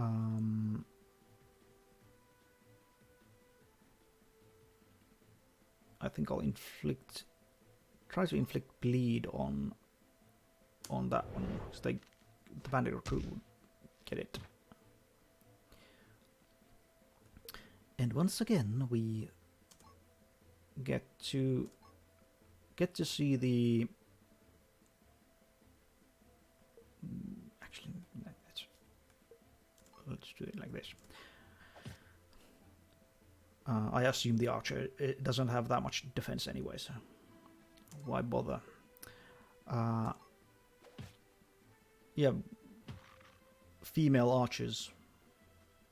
It's a thing in games, and when I follow people like Scholar Gladiatoria and Todd's Workshop, and they note that yeah, using a sword is actually a lot harder than actually a lot easier, demands less muscle than using a bow, because you have to have really strong shoulders to use a bow.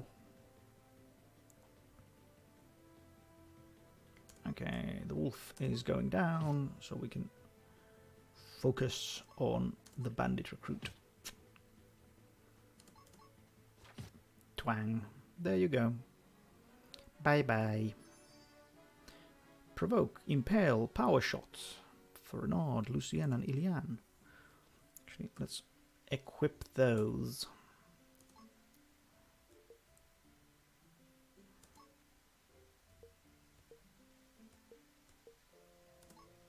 we get an damaging ability for Celestian, which is nice. Deals massive damage to enemies in line. Nice. Would have been useful in that. Renard gets provoke. Okay. There we have him.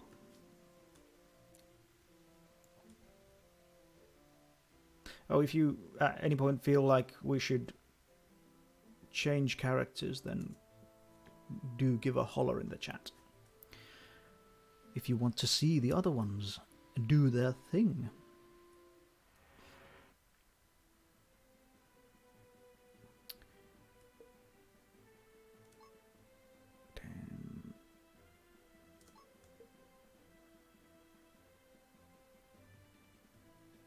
I'll bleed that one out.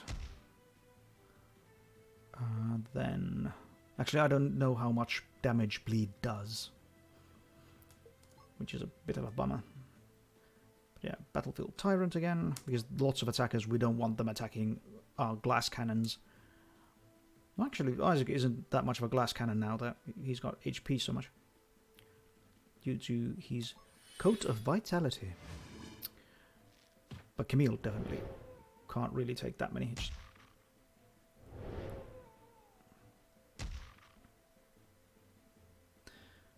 Can't remember right now if...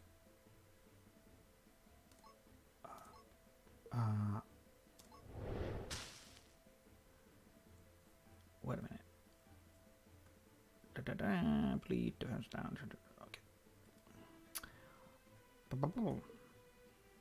I can't remember what cards I remember. No, it'll come back to me. I trust. No, let's just do a normal attack. That one had the defense down, yeah. Down you go. No. Okay, I'll just do a normal attack on the Sentry Wolf. See if... Nah, damn it.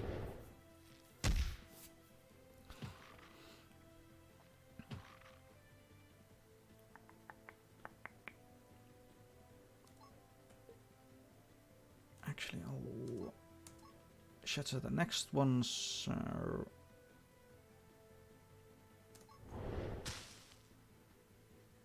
So the easiest to bring down.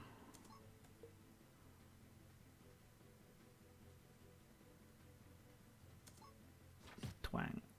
There you go.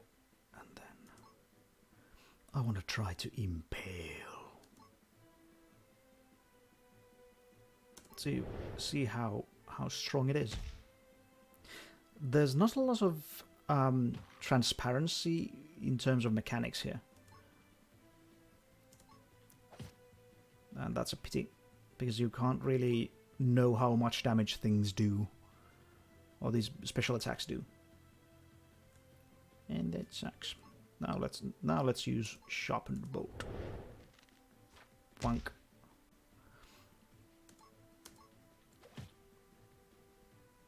There you go. Bled to death. A broken bow that we collected. Wolf Pelt. Claw.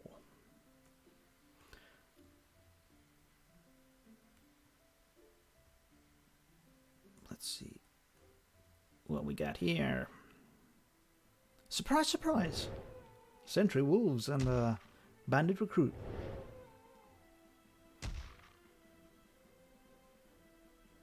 Oh, okay. So some... No, that was the fresh attacks. Never mind. I was being silly. Okay, this time I'll start with the Bandit Recruit. Okay, they seem to have more defense because I did less damage. Well, let's see what the it is. Okay, then again Battlefield Tyrant, because we really don't want Camille to take many of such hits.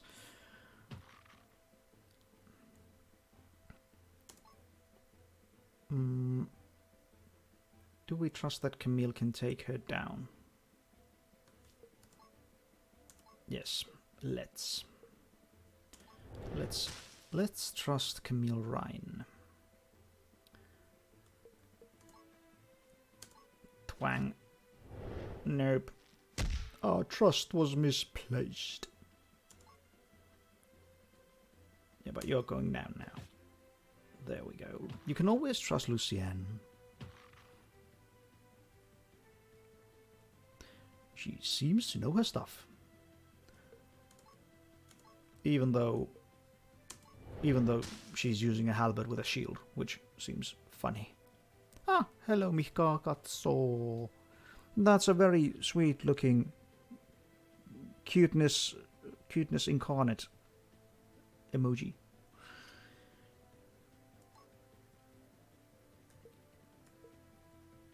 I wonder how many I have to kill of these sentry wolves before I get the information on them. Oh well. Hardly matters. It's still up. Damn it. Yeah, well, at least Lucienne has enough aggro. Now you're going down. Ooh, that's a lot of damage. Lot of damage. And bleeding, and didn't bleed to death.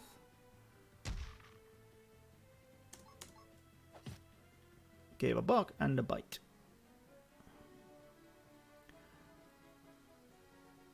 Yeah, I'm a bit jelly about Lucienne being able to wield a halberd and a shield at the same time.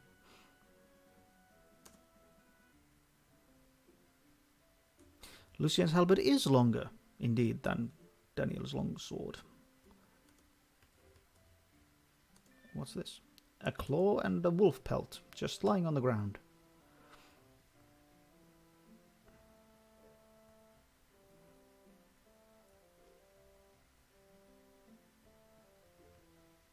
That's just sort of hanging there, so look. Ambush them.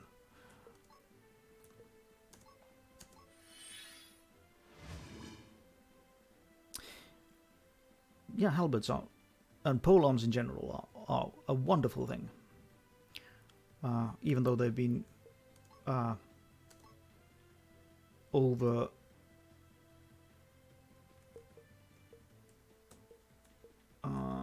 let's see. Even though they've been like overly fetishized in Dungeons and Dragons stuff. In Dungeons and Dragons up to at least 2nd edition, you had this huge load of different polearms, even though a polearm is basically a long pole with a spike and a hook and either a blade or a hammer thing. And the differences other than that are rather minor. Are such that it doesn't make sense to include them in rules as vague as Dungeons and Dragons has. But when you want to simulate, you gotta simulate.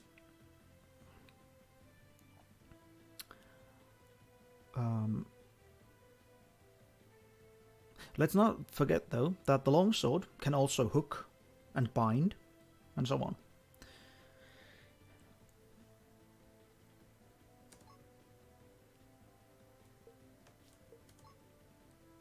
I want to use a sharpened bolt. I want to make him bleed. It seems that I can drop the wolves faster. So that's what I want to do, because it's a matter of economy of action. The fewer opponents there are, the fewer attacks they can make. So it's always a good idea to finish them off as quickly as possible, like one at a time. In this sort of game where you just have your hit points and you're fine until you run out. If you weaken with every strike, then it's a different matter.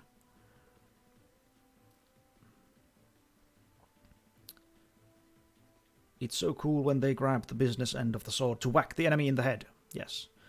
And to finish them rightly with the pommel.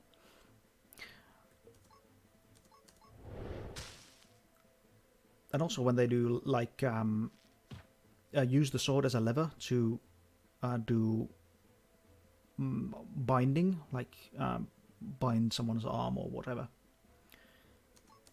Looks so cool. Let's just attack until they're dead. There we go. Isaac's shatter is so good that I don't really get to use crouch at any point. Actually, if I... at some point, Ilian will get an ability that gives everyone in the team additional stamina to begin with. And that would allow Isaac to use crouch on turn 1, and then the next strike, that could be the whatchamacallit, shatter could be an automatic critical. Oh, something new. Let's see what these are. Bandit thugs. Okay, whom can we kill? The last one in the line. That one. That one is the one we can kill the most reliably before it can take an action.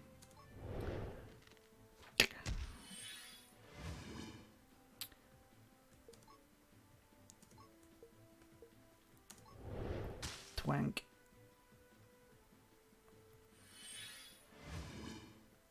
Was enough. Should I risk it? Should I risk it? I'll risk it. I'll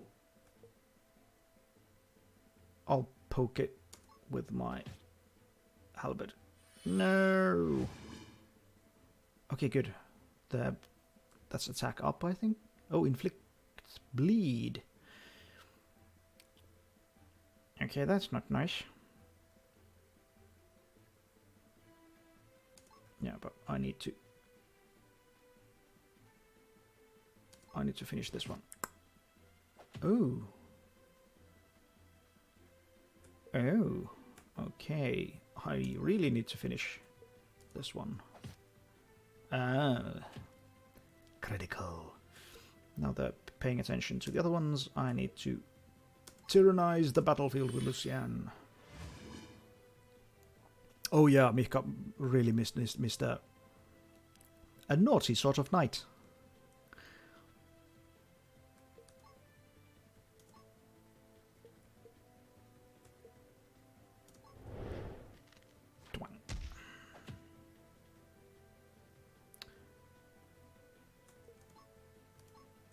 I'm starting to think that weapon upgrades would be nifty.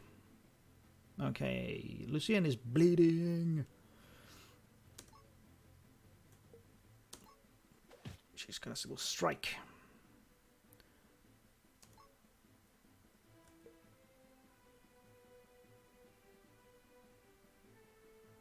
Yeah, I'll try to... Still not going down. Still not going down. Damn. Do I trust in the bleed? No, I'm not going to trust in the bleed.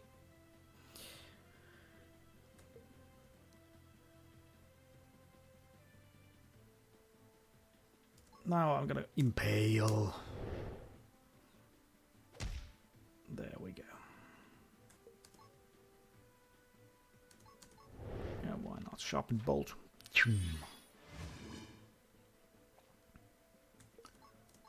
And shatter.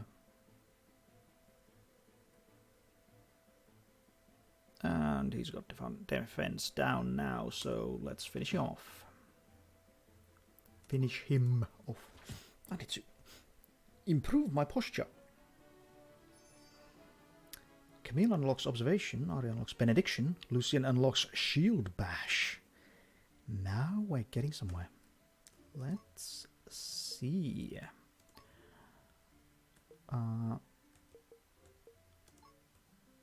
Unlocks detailed information on enemy condition. Potentially useful. Shield Bash. Deals damage to target enemy. Inflicts stun for 1 turn. Oh, that's good. Oh, I haven't... Ah, there's passive and active skills separately. Okay. I really should have paid attention to this. Defensive stance. Okay. Okay. Okay. Okay. Swift steps for Isaac. Has a small chance to evade an attack. Arya is a caregiver. Renard de la Forêt is tempered in combat. Reduces all damage from Beast. Ah, Lassi Lintunen. Glad you could join us. Should Daniel be wearing clothes in Martunovo's drawing or not? Seems like the kind of character that it doesn't really matter in the sense that he's gonna seem rather filthy and naughty anyway. Ooh, Benediction heals all allies. Okay, Arya has become rather a good healer. Actually, we're approaching the point where there's so many abilities. We'll have to look at redundancy. No, then it's all good. Ah, just lurking. It's fine. It's okay.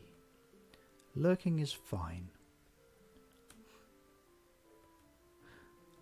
I really wouldn't want to have this sort of stream where... Ooh, Kukri! That's Isaac's. That's for Isaac. Let's see. Critical damage plus 15%. Absolutely. Oh yeah. Oh yeah.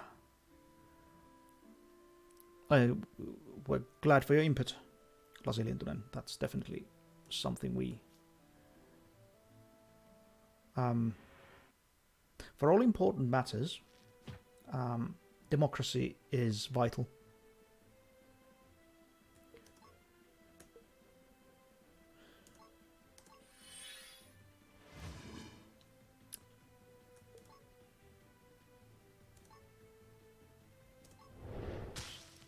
Ta-da!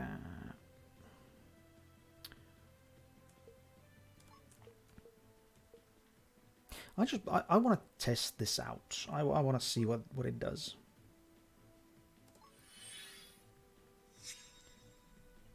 Okay.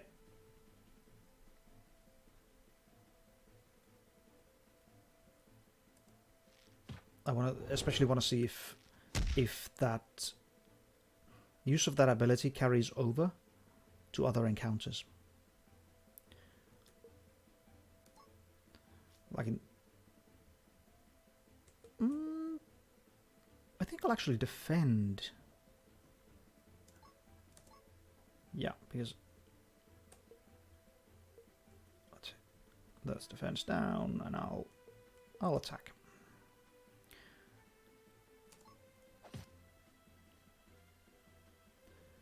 Attack, attack, attack. Did I have anything good? No, let's just attack. Now let's see if the... Okay, good. Lucian aggroed sufficiently. And now...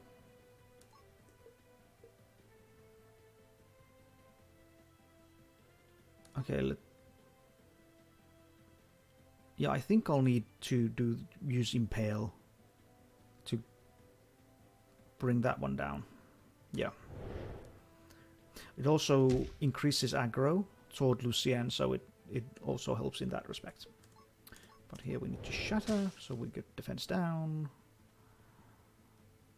I'm not in any way convinced that Camille's observation ability is in the least useful. Maybe in a boss fight. Maybe in a boss fight. But she does quite a lot of damage and forgoes doing that damage if she uses observation. But yeah, let's... Oh, I could have impaled again. Well, it doesn't matter. She's going down anyway. Bye-bye. And 2 broken bows. Have a sip of tea. Because we are at the edge of the map.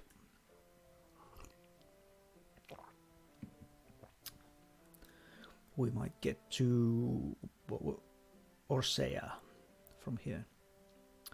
We'll see. Okay. Wow, it's so huge. Orsea alone provides over half the wheat for Grenoble and Gordland. This village is a strategic resource for the realm. We rely on it so much. Actually, when there is no back. Oh dear. Sticky keys? No, definitely not. Damn it, Windows. Okay, I'm a proponent of accessibility features, so it's nice that it asks, because once upon a time I hit the shift key several times in a second, and I'm not sure which version of Windows this was, but it turned on the sticky shift without asking after that. And it took me a long time to figure out how to disengage it. Ah, so this is where the fine pastries of Gordland come from? Arya, always seeing the essential point of things. I miss the city's superb feasts already. There is nary a morsel of such quality in Levantine. You and your fancy high-class foods. They don't compare with fresh meat, straight from the bones. Isaac, is all of this grown for the nobles too? Like the turnips Isaac and Ely talked about? It is. Ooh, it's so nice to be a noble. It is, isn't it? Not having to grow anything ourselves, just reaping what others sow. All right, enough talk, you two. There's an army waiting for their food. I agree with Renard. For once, let's hurry. Illy hears a commotion.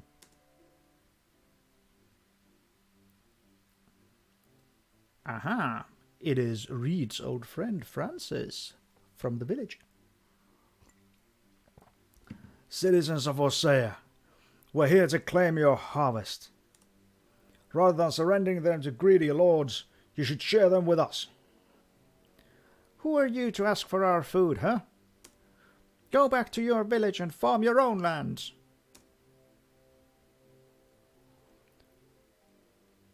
No need to get all defensive, woman. As fellow oppressed commoners, we should help each other. Right? I really don't like the grin on his face. Yeah, Isaac and Ely are going to start a revolution any day now. Might be a love revolution. But you never know. They both lack the class consciousness to really do anything. They don't have the imagination yet. Or they don't have the vision as to what to head towards. But they do have the kernel of revolution.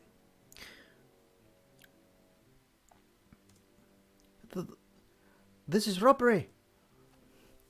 Well, of course it is. Don't worry. We're not taking all of the crops. We won't starve you like those bastard lords do. I'm gonna head to the camp. Finish up here and take the harvest back with you. Aye. Bandits! How dare they rob our subjects in broad daylight? Actually, maybe it should be, how dare they rob our subjects in broad daylight? We shall have justice!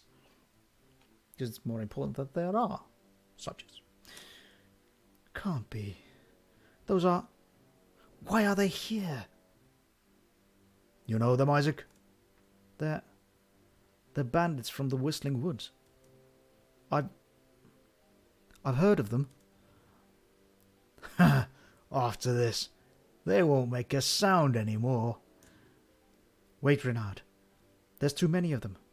We shouldn't be reckless. We can use the cover of the wheat field to sneak in closer. Once we take out their leader, the remaining bandits should retreat. I agree. That sounds like a safe and effective plan. Good idea. Let's stay hidden. Why bother? While we sneak around, they're ransacking the village. I say we charge right into them. Show them no mercy. Indeed. Why must we fight in such unknightly ways, as if we were one of them? What kind of squires are we trying to be, if against such threats we cower in stealth? I understand your concerns. Still, the options are laid out. We should choose our path carefully. Okay. I'm going to save the game. If I can. There we go.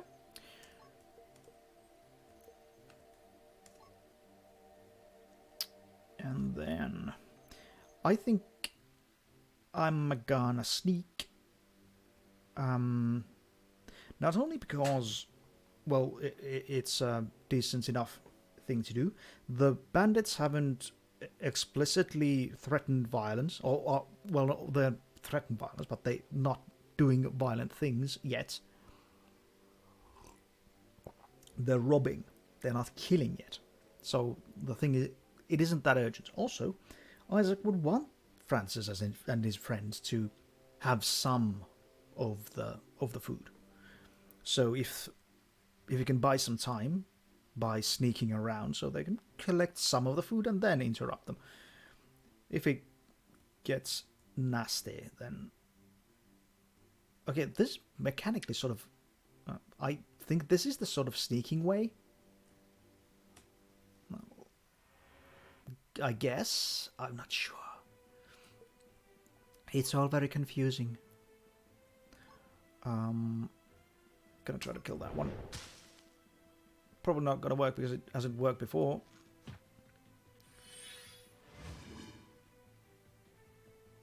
Actually, what I should have done was go for the thug.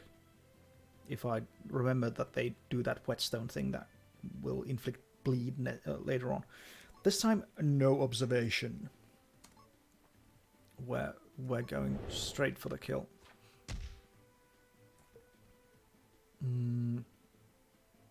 Here I'll do Battlefield Tyrant because they're gaining stamina and the bandit thug is gonna... you just end up fighting bandits anyway.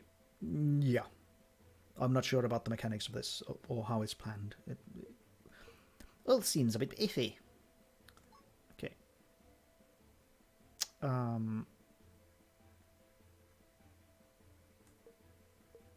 I'll just take him out.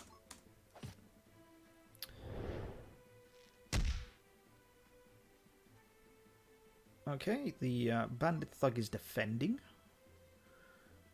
which is nice. And then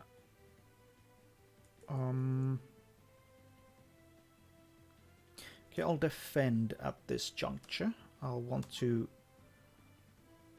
use Isaac's shatter first on this one, yeah. The weaker one, so they get defense down, and then it's easier to bring them down. And that way the bandit thug attacked Lucien and not the other ones. Because they're the... Because the way I don't want to find out how bleed works by having one of my characters die of it.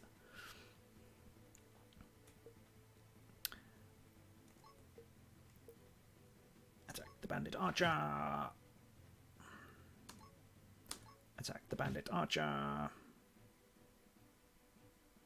Yeah, again, attack the No! All for naught!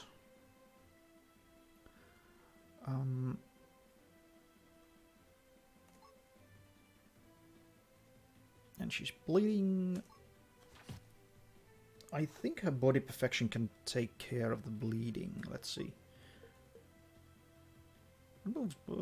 Yeah, let's actually do this.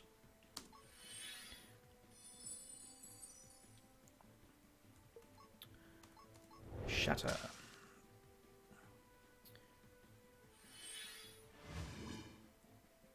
Okay, it's a good thing that the whetstone doesn't really last that long.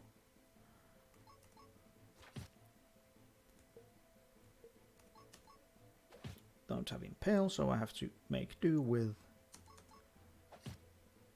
There we go. Had to make do with a standard attack. Broken bow and a shattered knife. They really do just gather up all sorts of junk.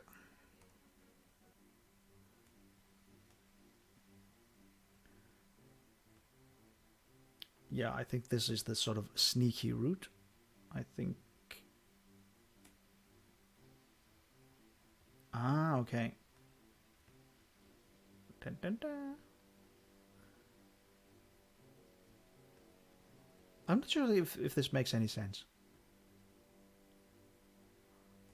I'll just try to sneak up around a little bit. It could be that the other route would have been had a tougher fight in it.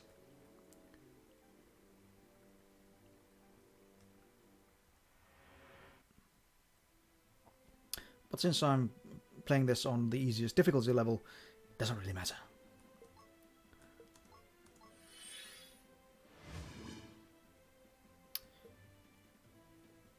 I might try some of the other characters after this. Just cause... Okay,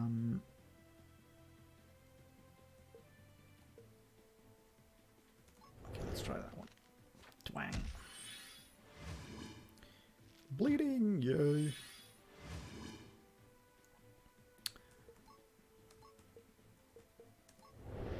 Shatter. Okay, that was 30 points of damage from the bleed.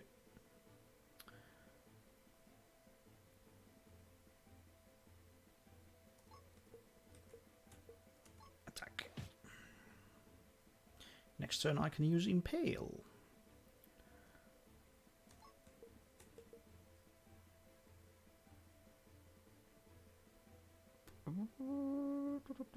Okay, I'll use this one, and then Isaac can shatter another enemy.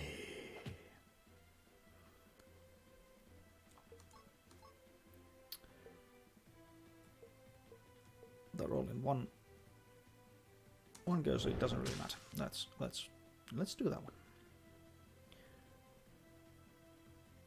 And they got defense down. Let's see if I can impale. Impale that one and then finish them off with a standard attack. Ooh. Ah, she's fine. Okay, that guy's defending. I don't want to interfere with that. I'll just do defense down there and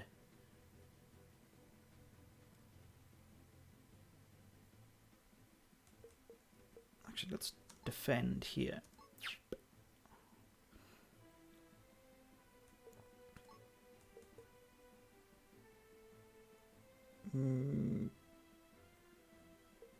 Yeah, she'll be fine. Lucian will be fine. She'll be fine, right? She'll be okay. Won't she? Ah.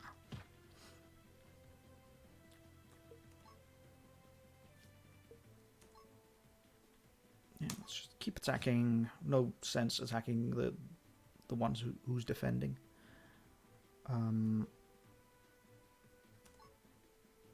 If we can finish her off now, then I'm pretty sure Lucian can take any attack. Attack that's incoming. Now, again, shatter.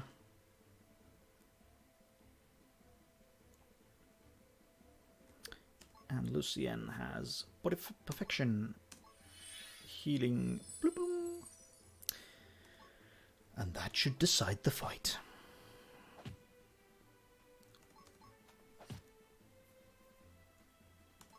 Then just your basic attack until they go down and we collect other shattered. Oh, a small white crystal. Useful for healing.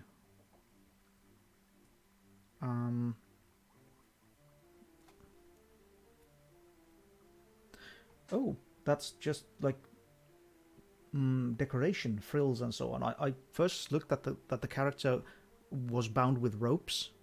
The white stuff around them wasn't ropes. How did you get through all those people? Come over here, you idiots! Help me fight these nobles!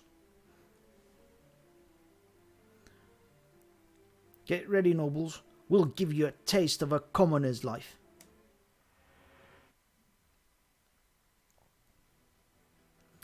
Okay, bandit ringleader.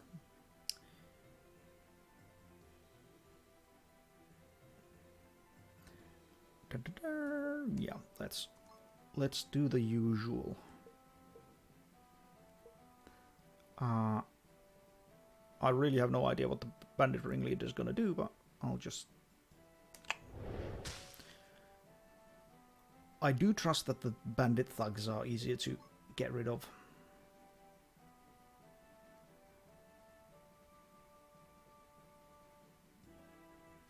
Actually, I don't want to. I'll just use a basic attack because the aim shot might be useful at some point. Battlefield Tyrant.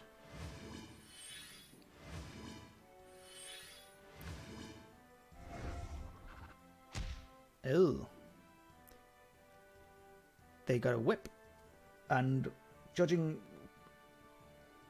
presumed female by the swaying of the hips.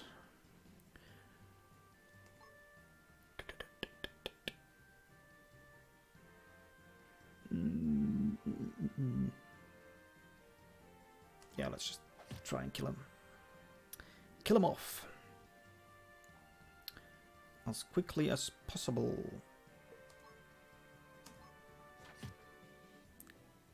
Exactly like that.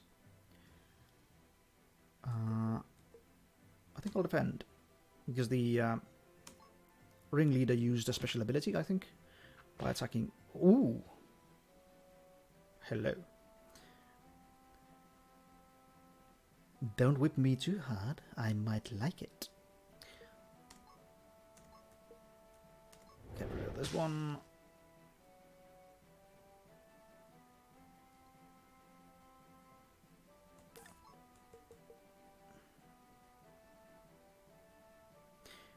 Okay, actually, I don't want to use that yet. Actually, it's a bit redundant having 2 defense down debuffers present. Doesn't make that much of a difference. So, twank. And then let's do impale in hopes of finishing him off.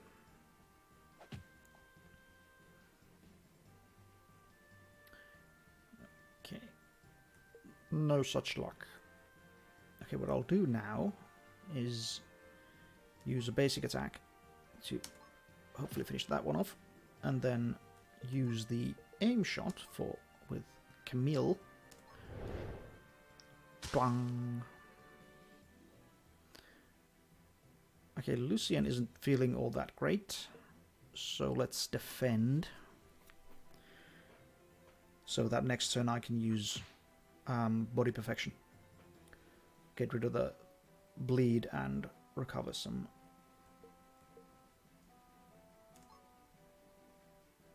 Recover some HP.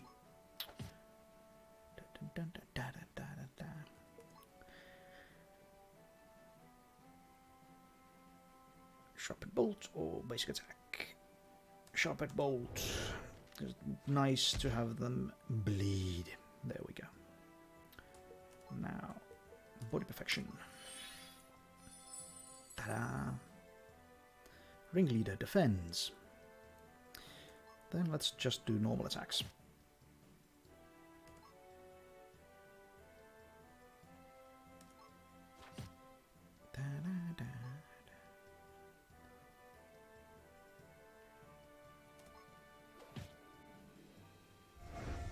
Uh-huh. Okay. Ooh. That didn't feel good. No. Unpleasant. Unpleasant. Next 3 attacks will have a good chance of inflicting poison. For 3 that's not really enough, really. No. The ringleader doesn't have defense down. Apparently Camille didn't get that one through. But this seems like the perfect opportunity. No, can't afford first aid. I'll just do an attack. Bunk. And impale. Okay, Lucien, finish him. Yes. Well done. Renard unlocks frantic. Oh, everyone unlocked something. This time maybe I'll remember to actually equip all that stuff. Concealed scabbard. All sorts of interesting stuff. Magenta crystal. That should allow some sort of healing, I suppose. We shall see. You. I know you.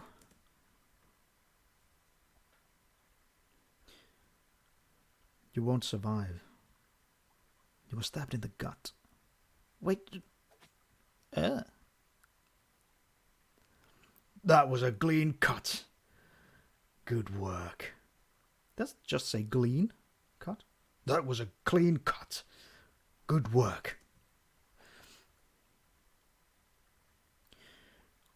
I didn't want her to be in pain. Thou art merciful, Isaac. 'Tis treason they did. Pain they deserve. Ely does not understand. Why do humans hurt one another? Because they want what others have. Even elves don't like that, do they? Can't we just share? It's never that easy, Ely. You'll understand after you've been with us for a while. Will she?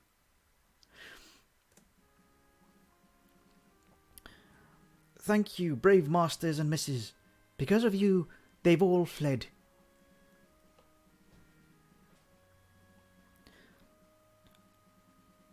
Not everyone, no. We ain't letting these bastards run so easily. Not after they shoved their daggers at us and tried to take our harvest. I say we hang them. Yes. Yes. Yes. Yes. I wish I had a loop station like Ongalainen, so I could do a proper crowd. Hang them. Burn the witch. Hang all of them. Hang? But... 'tis the law, Ilian. Betrayers of the realm are bestowed death as punishment. Show an example, we wilt, so none shall attempt this path again. Oh, she's turning into Yoda. Well, she does share a Jedi morality already, so... just obey the rules. Repress all passions. Bury your feelings deep inside.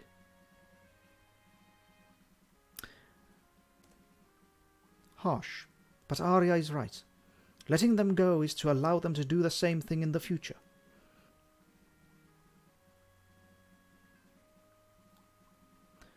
I hear someone coming. I hear someone coming. Riders. Cousin. Lupin. I have basically no idea about this character. I haven't played Lucien's background story. He'll probably feature there. Seems to be what this game does. So let's go for something. You can get one of the smaller loopers to get started. How much do loop stations and stuff cost? Out of curiosity, realistically, I'm not gonna start doing sound engineering stuff, but would be interesting to know. No, this game doesn't use a mouse, so hands off the mouse.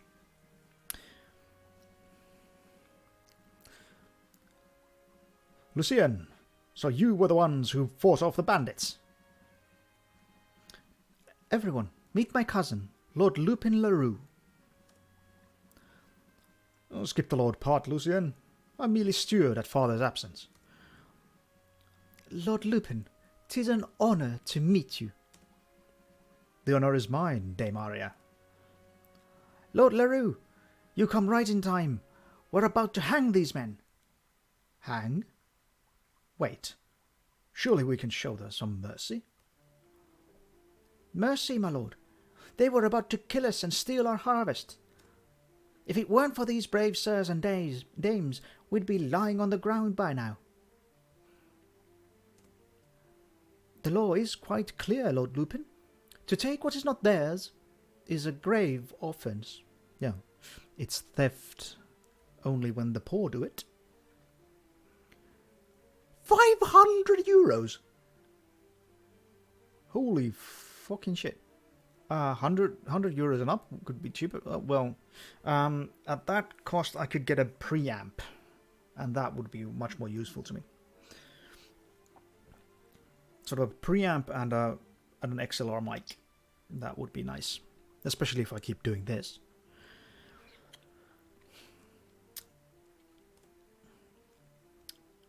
I am certain thou understand what the Holy Scriptures say of this matter.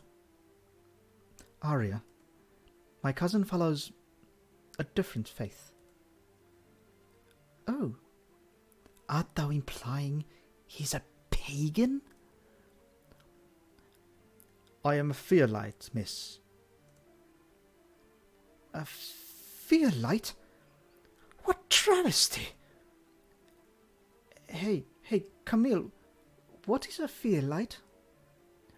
A Fearlight is someone who follows the belief of fearlism, a religion from the south. Symbolized by their deity, the blazing bird Fiel, they believe in pacifism and mercy. Incorrect. They believe in being passive and letting evil and injustice go unpunished. We can debate about how one sees the scriptures of fearlism all week, but now is hardly the time. I'm sure there must be a reason for these men to risk their lives for your harvest. They know the penalty for such actions, yet here they are. What could make them so desperate? Our fields were drained by high taxes, my lord. Who said you can speak? Smack.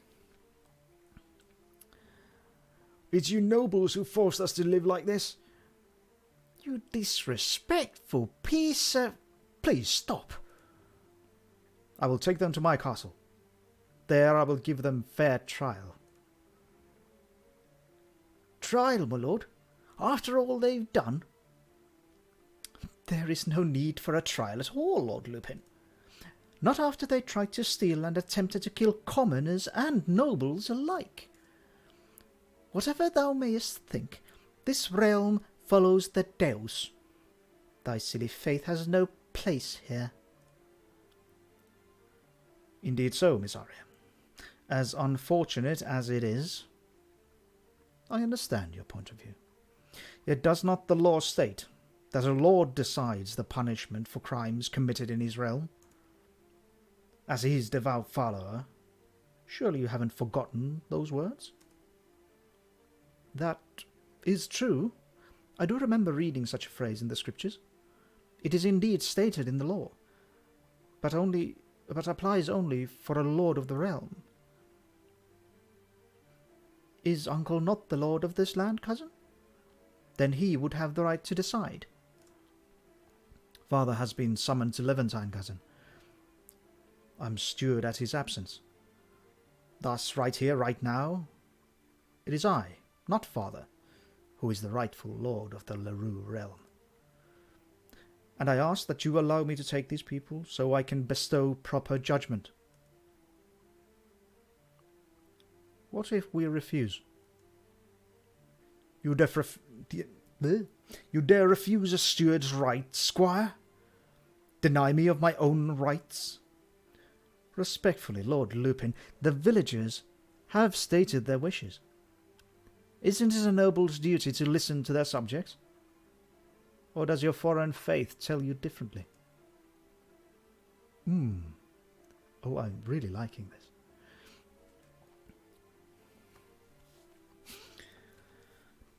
You're right, young Master Isaac. It is indeed one of the duties of a noble. I won't force you to follow my words, squires. I don't want to cause any further conflict. But if there's still any mercy in your heart, then please, let me take them. Let us hang him, young masters and misses.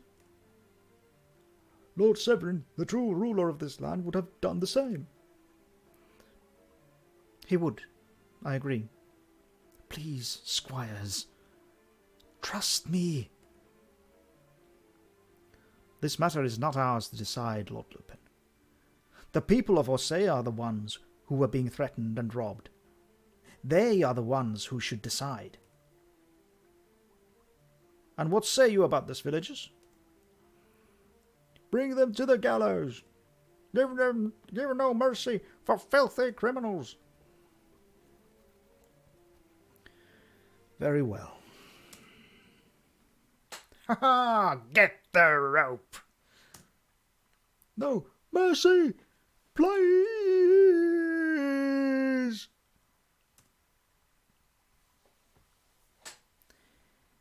Illy does not want to see any of this. Humans can be so terrifying. I'm sorry, cousin. You know Lord Uncle would not approve of your request. Perhaps he should.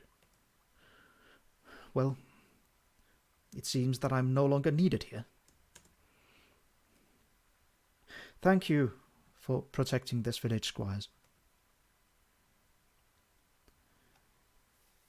It's almost noon. We should buy the wheat and return to Grenoble. Removed. Sack of gold. Obtained. Sack of wheat. Okay. That was really interesting. So many contradicting desires and impulses and drives, and I really like this because no one was like clearly in the wrong, besides maybe Arya, as is her shtick. The villagers were the ones attacked, threatened. They were the ones facing the danger. They were the ones facing the loss of property, because realistically, would the nobles give a shit that that the villagers got robbed? Would they tax them any less? Okay, actually, Lupin there probably would tax them less. Would probably even forego taxing altogether, if at all possible. The thing is that they still have to feed the nobles, feed the knights and the soldiers and all those people who are not involved with actually making food. And that maintain their power. And then the fact remains that the villagers can't actually trust that now, can they? Can is it really much of a solace that there is a steward, not even the actual lord, but a steward who might do that? By all accounts, the actual lord is a hard ass. Doesn't really strike me as someone you could trust to be lenient in taxation, especially in wartime. The military has been mobilized, has been mustered, and the what is it? The Ravager would be rather more likely to emphasize the needs of the military over the feeds of the commoners. So yeah, justified. That I think it's justified, and Isaac has a very good point that why should an outside authority decide what happens here? The failure there is the problem here is not really failure. I wouldn't go so far as to call it a failure. The problem here is that the villagers do not see that the bandits are them, the villagers themselves, the inhabitants of Orsea, like 2 meals from now. 2 missed meals, and that's them. And that actually incorporating them into the village would probably be more effective overall.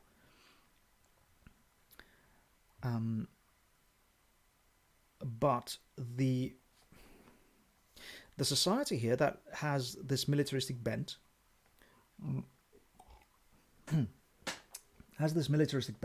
and that has a ruling class that emphasizes the solving of problems with brute force would really create this sort of culture of retribution, that the way to solve problems is to destroy them, or destroy the immediate symptom. The villagers were faced with bandits because the bandits were villagers that were taxed to death, basically.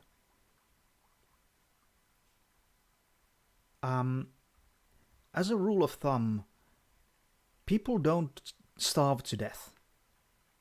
People are willing to do anything to avoid starving to death. If it means stealing, beg, borrow, steal, kill, it is a thing that is justifiable to expect from a human being or any other animal.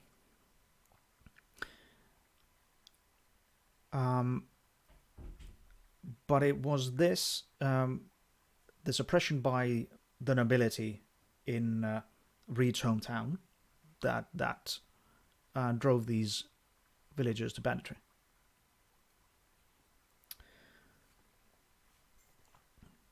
Overall, a rather tricky situation.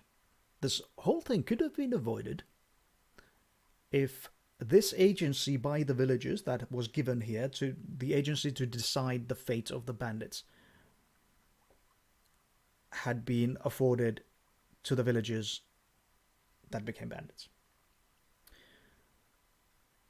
Now it's just a vicious cycle. The nobility create bandits. The bandits, due to basically cultural pressure, attack villages.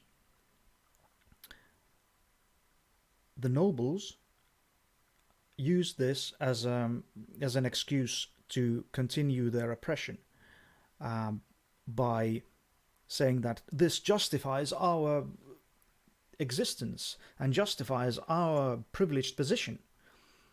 that if you do not give us food, you dirty peasants, this will happen again. And then where will you be? Without protection. You rely on us, and therefore we deserve all the luxuries in the world.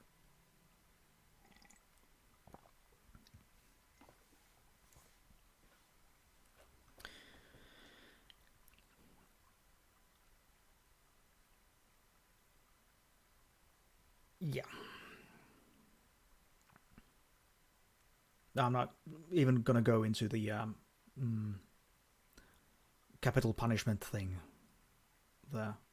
But it does strike me that, or I suspect, that capital punishment is only for the commoners. And that's usually the case. The nobility don't really have to suffer capital punishment, or corporal punishment even. But let's... oh, I've been streaming for 3 hours. Okay, we've got new abilities. Okay, I think what I'll do... Let's see if there's actually dialogue first. Oh, there's dialogue. Oh no, there isn't. Okay, what I'll do is I'll upgrade the characters. We'll go through the skills, figure out what to give each, and then sign off. Because I have to eat. Haven't eaten the proper meal yet today. Admittedly, I didn't wake up until like 3 p.m. because of the hellish heartburn. Seriously, that was really nasty. Okay, concealed scabbard. I want to see what this does. Enter battle with less aggro. Okay. This is something that I'd like to give to someone who can't really stand damage. So like Camille or Ilian. Let's see. Camille has 310 hit points. Actually, I'll do the abilities first, skills first. Perseverance, immunity to blind and silence. Now those are important skills for a revolutionary. You see what is there and make a noise. Lucien gets aggressive stance. Double the rate of enemy aggression gained to Lucien. Okay, that's really useful. Ilian gets Dawn Treader. Raises Ilian's initiative. Okay. Okay, and gains an active ability.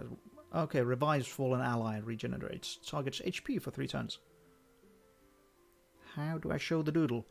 Martinovo, I actually don't know. You could try to upload it somewhere and paste the link in the chat. I'm not actually sure if I've allowed links, but do try. If it doesn't work, then let us know. That Nature's Caress is really good. I'd really love to see your take on Daniel's longsword. Dun, dun, dun, dun. Okay, frantic charge for Renaud. Loses half of his current HP and deals damage to target enemy based on HP lost. Okay. Combat inertia. Gains bonus damage when his stamina is above 6. Okay, so it doesn't really pay to use these abilities so much. But the bonus damage probably isn't that much anyway.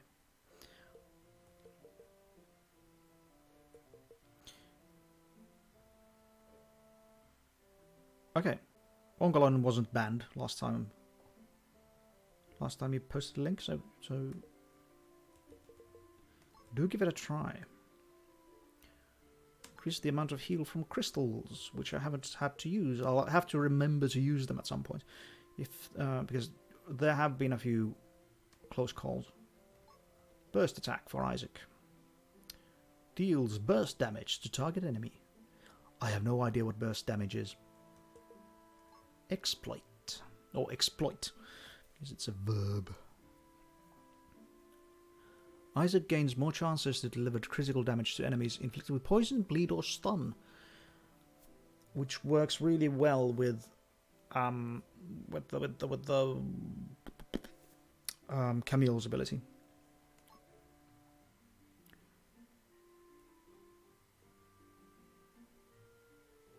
Yeah, good point, Umbra. That do keep yourself safe. The chat is going to stay here for 2 weeks, so do be careful.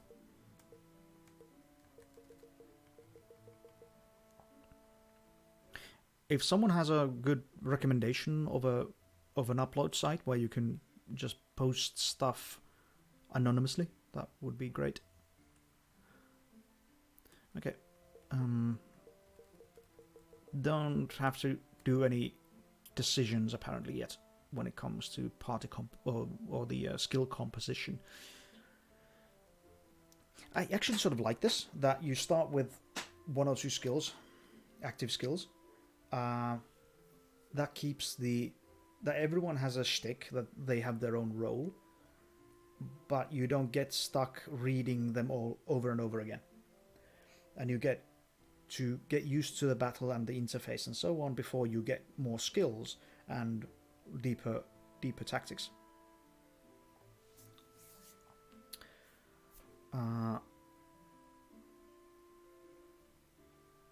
And we're at level 10 now. I can't remember how many levels, what the level cap is, or if there is an effective level cap.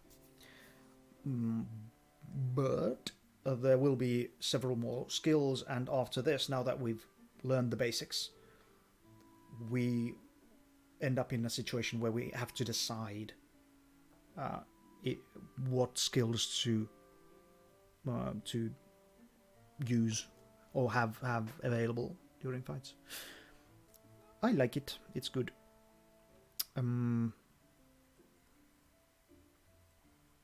There was a fancy name for it. That Vygotsky theory. If Mika is still online, they can maybe indicate what that is.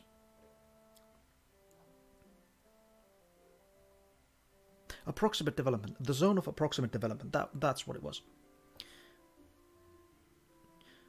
It really is useful for people to, for game designers to really look at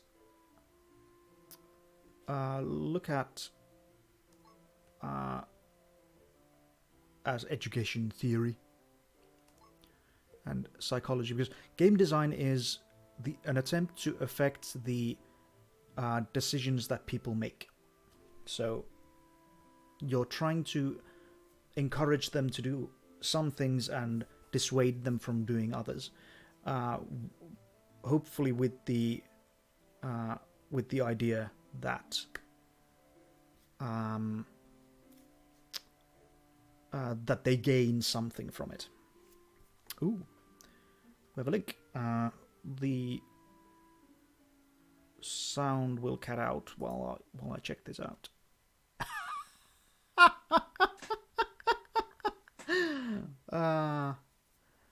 Sweet. Martelo, that is juicy. Mind if I share that visually on the stream before I sign off?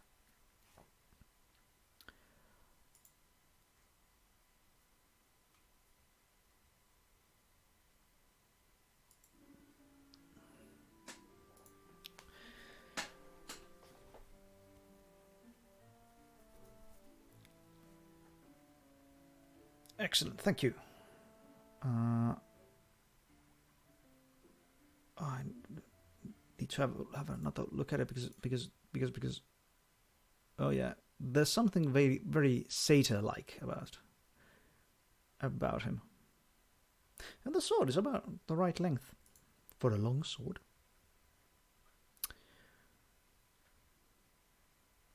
Of course, that is a very loose term. Okay, now we have one decision that we have to make about the concealed scabbard. That meant less aggro. And, okay, Arya ain't gonna get it. If Arya gets hit, good. She deserves it. And also, she can take it. It's fine that she gets aggro. Isaac can take it because of the Coat of Vitality. It's Camille. Well, of course, Renard and Lucien are obvious. They can take it. They're the tanks anyway, and especially Lucien specializes in getting aggro. So it's either Camille or Camille or Ilian. Let's see. Defense and hit points would be the deciding factor here. Ilian has 66 defense, 328 hit points. Camille has the same defense but lower hit points. Actually, Ilian has a passive ability that gives her HP every turn anyway. So I think I'll give this Concealed Scabbard to Camille. There we go. Now I want to check that. Check that we have all the weapons that are appropriate.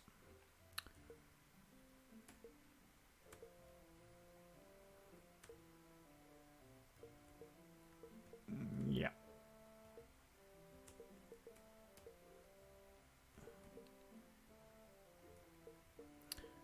Yeah, that's good. Oh, my tummy is grumbling and rumbling and saying that it's empty. So, okay. Just a moment.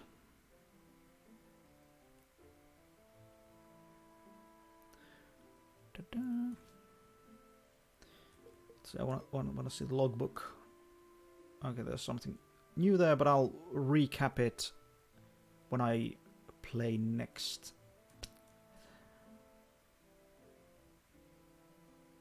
I'm sort of tempted to check out the achievements, but they usually contain spoilers, so I'd rather not. It's weird that they have a save load thing here, because you can't actually save the game. Yeah, you can't save the game outside of those thingamajiggies. Okay, Ooh, Hunter's Axe. That obviously goes here. More damage and extra damage against beasts. That sort of telegraphs that there's gonna be beasts throughout the game. Or rather, there should be beasts, because otherwise, like, at least 2 of Renard's special abilities aren't really abilities. They're just window dressing.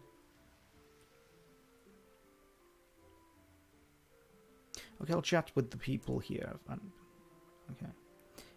Most of the barleys we grow are sent to other villages for animal feed. A smaller amount are sent to Levantine, Grenoble, and Fort Griveau to be made oats and breads.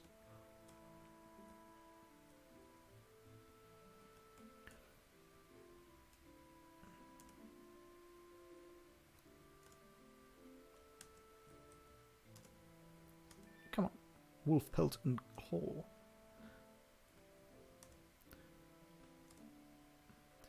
With the soldiers taken away to the war, villages are scarcely defended. It's at times like these that I fear bandit scums the... It's at times like these that I fear bandit scums the most. Should be bandit scum. Scums makes it a verb. English 101 with Mouse. Poor Lord Severin. His only son doesn't seem to be following his footsteps. And to think that his wife died giving birth to that child of his. How many more tragedies can befall such a great man? Yeah, it's always a tragedy when hardliners have descendants that are less dickish. Most villages out there have it worse than Orsea. Winters are really tough for some. However, nothing can be good enough reason to take what is others forcefully. Like, seriously, folks, you were gonna lose that shit anyway. The nobles would have come and taken it. Did they just say they make oats out of barley? I don't know. I don't actually listen to the things I say. I just basically cold read. The problem with cold reading is that it distracts you from the actual contents of the words. Because I don't have time to read through it beforehand, and especially I don't know the full context. I don't know what's coming next. So I basically go for having a sound, having a voice for it, and then figuring out the way to stress it properly. Their deaths will make an example, I hope. And there's a trader here. With the bandits gone, I can now set up shop here again. Orsea is famed for its wheat, but it also has many other local specialties, like raw meat, wolf pelts, and claws. Just what I need. Actually, let's check out the inventory. What do we have? Okay, magenta crystals revive and heal.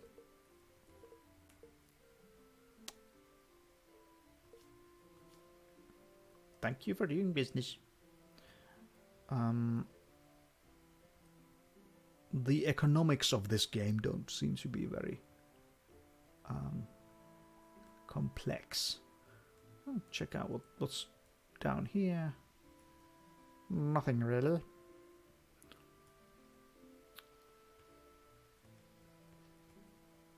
Oh yeah, it was the save thing. Oh, actually, I want to see if I can enter the place. Oh, there's something lootable here. Really, I don't like these villages that much. Recurve bow. Okay, that's for Ilian. That's really interesting that we can find these equipment upgrades here, because this is important stuff. This is like really important stuff. That if we didn't go into every house and check out what's where,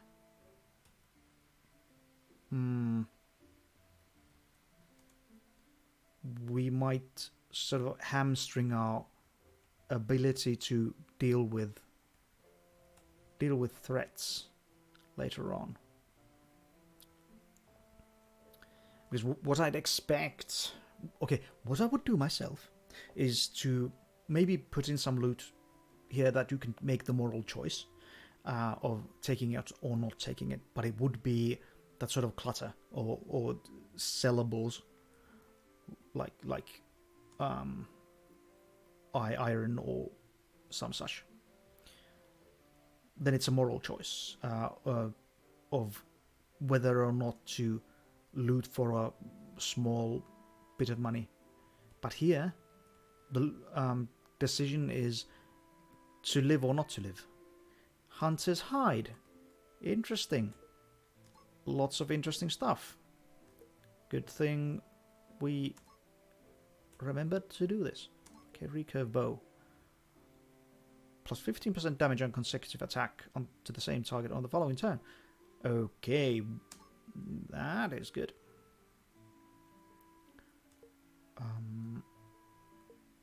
Nothing there. Hunter's hide. What does Hunter's hide do? Improves defense. 25% less damage from beast. Okay, now we... okay, what do we want to do here, actually? If we didn't loot every peasant, we'd be in trouble indeed. Okay, Hunter's Hide. Who do we give the Hunter's Hide to?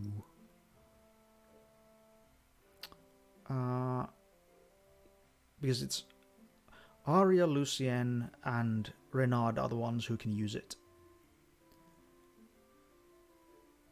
I think I'll give it to Lucien for one thing. Oopsie. She's very popular. We're going to use her anyway.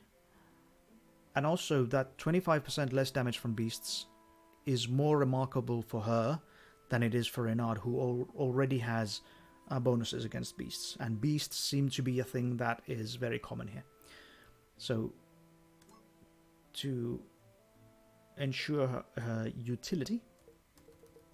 Okay, no other stuff here to switch out. Okay, good. Dun, da, da, da, da, da, da.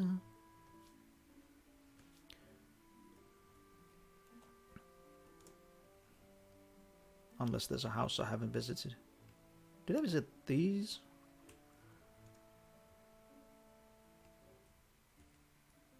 At least there's lots and lots of stuff to loot. And the thing is that if you check out if something is something, you can't cancel it. You can't just like put it back. Curiosity is enough for you to loot. I did check this one out. I'm really bad at remembering where I've been. But yeah, I'll pop down here.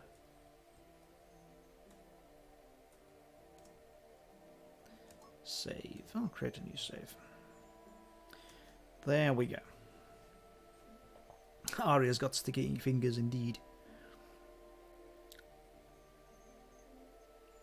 Usually in JRPGs you can save through menu when on world map. Okay, good to know. So I haven't played a lot of, or even a few JRPGs. I played a bit of Final Fantasy X, and that's like a little bit, maybe a quarter of the game. Oh, the art. Yeah, I'll try that. This will take a bit of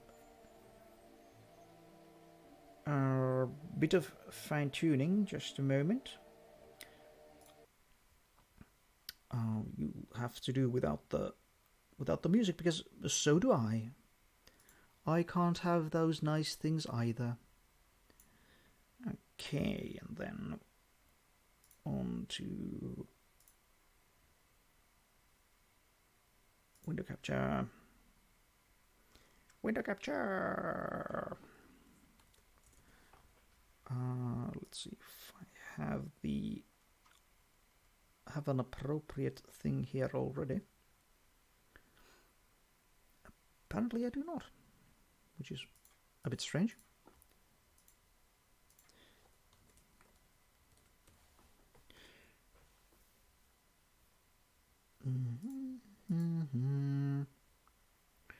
Thank you for your patience.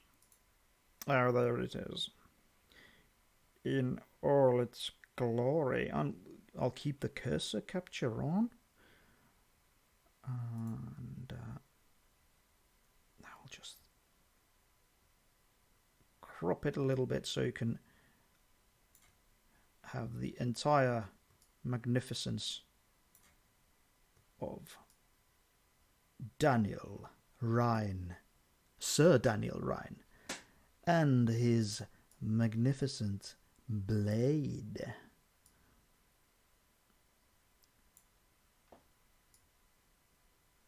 Are you ready for it? Are you ready for it? There it is.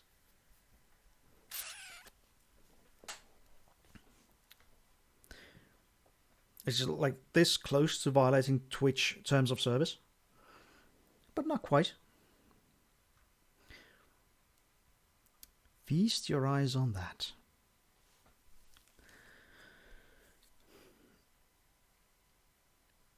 But yeah, um, this was interesting. The game gets better. Uh, my point about the JRPGs. I've only played like a quarter of Final Fantasy X and just a few hours of, I think it's Final Fantasy 3 and on mobile, uh, through a mobile emulator. So practically none. And then I've played most of Septerra Core, which isn't strictly a JRPG. It's um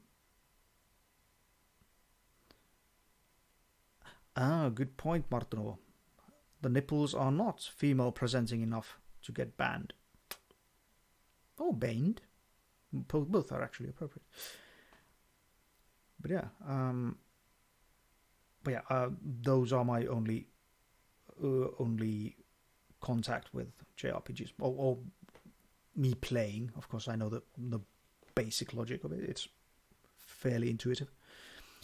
But yeah, there we have Daniel and his longsword in all their glory, in all their suggestive glory. And I think that's the right point to end the stream. I'll send this over to YouTube as well, to my personal channel, user Muadmouse.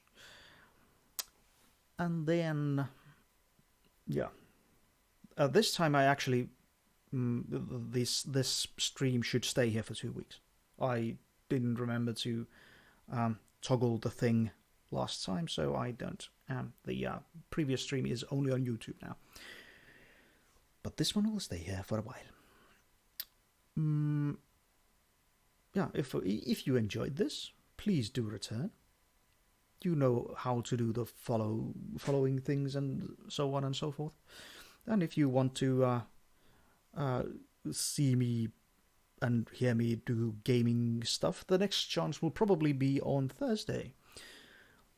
On Noppaturi, where I run Dungeons and Dragons 5th edition in Finnish. That's going to be 5 p.m. Finnish time, and then I'll continue this when I feel like it. Especially when I feel like playing Celestian Cells. And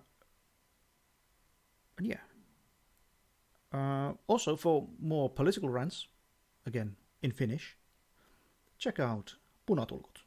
www.youtube.com/punatulkut.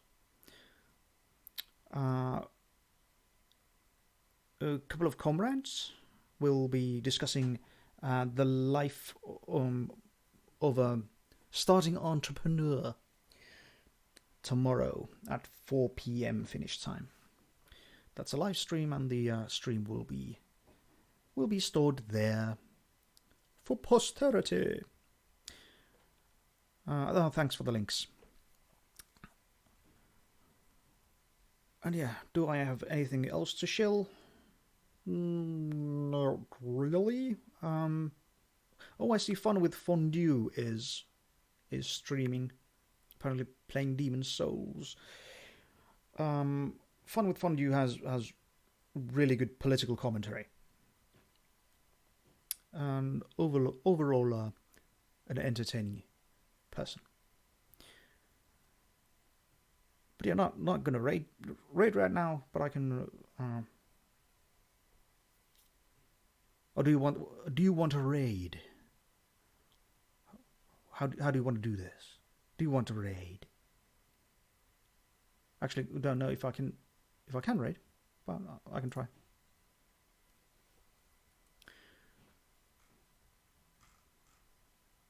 Now, if I could remember the raid command.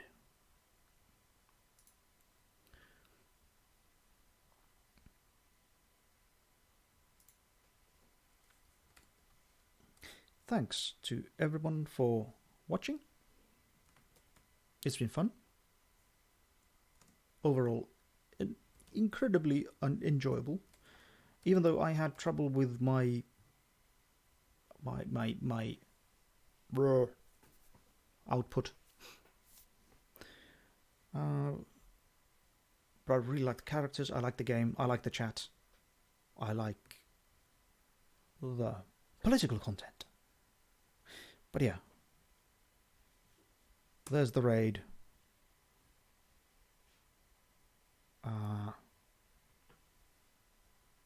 Hope you like it. Say hi. I'm gonna go eat now.